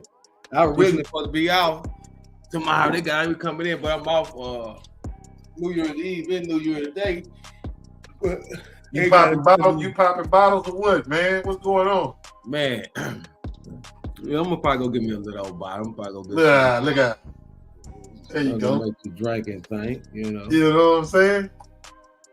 Yes, indeed. What you gonna be drinking on some champagne or what? What you gonna be? Man, I don't even know, man. I don't even know what I'm gonna drink yet. However you feel that day, huh? Yeah, it's gonna be something righteous. Yeah. It's gonna be something righteous. I was going to go out. I was thinking about going out, but man, I think me and my wife gonna keep my ass right here at the house and bring the New Year in, eat something good for New Year's Day. But I'll probably go get me a bottle of Remy Torset. Never tried that, man. Pretty good. Yeah, it's a notch higher than the 1738. Then you got the Remy XO. You just straight up mix what you mix it with, straight. Man, for a $99 bottle, man, you don't do nothing but ice, man. That's it. A couple of cubes and you sip slow. Never tried that though. No, I never tried that. It's good, man. Nice, smooth. Yeah, man. If you decide to get out, not on New Year's Eve, but New Year's Day, you come on through and have a drink with me, man. Yeah, New Year's Day. I'm actually off New Year's Eve and New Year's Day, so man, got some tickets to the old Mavs game, man. So me and the kids and family supposed to be going to that, man. They wanted to see what the Mavs. I told them Kyrie ain't playing, so I wanted to see Kyrie play. I mean, that was my whole objective of trying to go, but right. I guess we could start the new year with something different, you know, something like that. Check, see what they looking like out here in real life. Yes, sir. But I definitely would take that offer, brother. Or I get a chance and get away or something. Yeah, I have my little cup ready.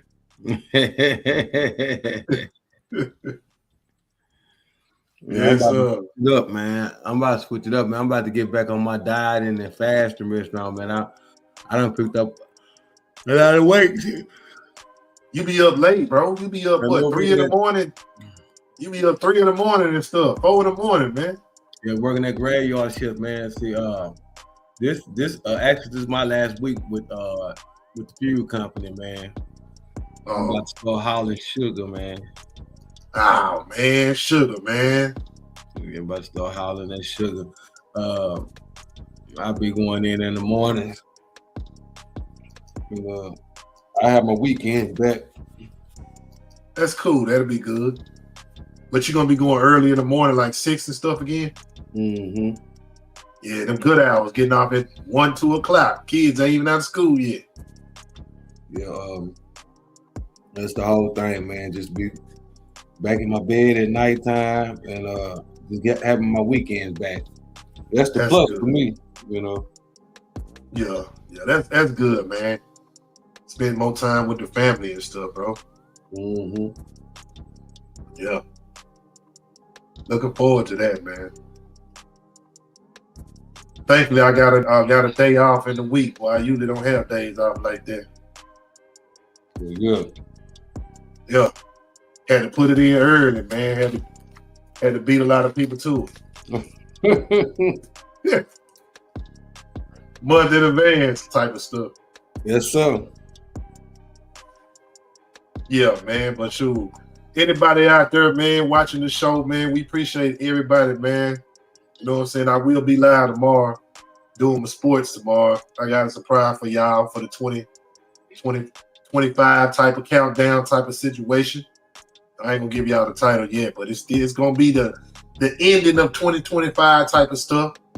Same thing. We're gonna keep the party going tomorrow. You know what I'm saying? So y'all tune in tomorrow. I will be going live. You know what I'm saying? Appreciate everybody coming out tonight. You gone. Out of here.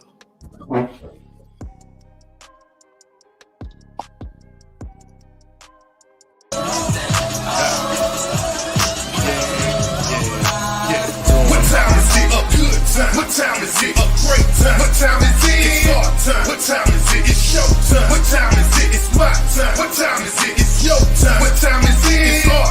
time is it? It's showtime. Matter of fashion, the main attraction. The minute we step out the door, indeed. Up in the ride, we ready to slide on any nigga wanna go. Indeed, whatever the place, wherever the stage, we keep the people on go again. Forever so solid, surrounded with talent already. We running the show for real. It's the function, jumping. Yeah, we doing something, not standing around looking at each other doing nothing. It's about that time, 'cause I ain't wasting mine. Any millisecond on the clock, I'ma maximize. Maxed out seats, a hole in the wall and all. Regardless of the situation, the play is the ball. Knock the roof off the stadium.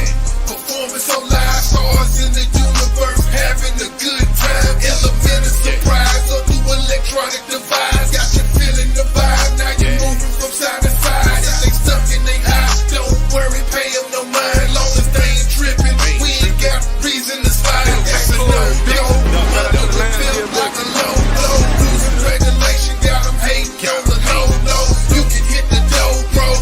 You ain't gotta go home, but you got to get the hell up out of here. It's about the show. What time is it? A good time. What time is it? A great time. What time is it? What time is it? It's showtime. What time is it? It's my time. What time is it? It's showtime. What time is it? What time is it? It's showtime. Matter of fashion, the main attraction. The minute we step out the door, get in. Up in the ride, we ready to slide on any nigga wanna go. Get in. Wherever the place, before it's the stage, we get the people on more again. Forever the solid, surrounded with talent already. We running the show for real. I stare at action, the crowd satisfaction. I posted like presidents in the election. Dedicate, educate, meditate.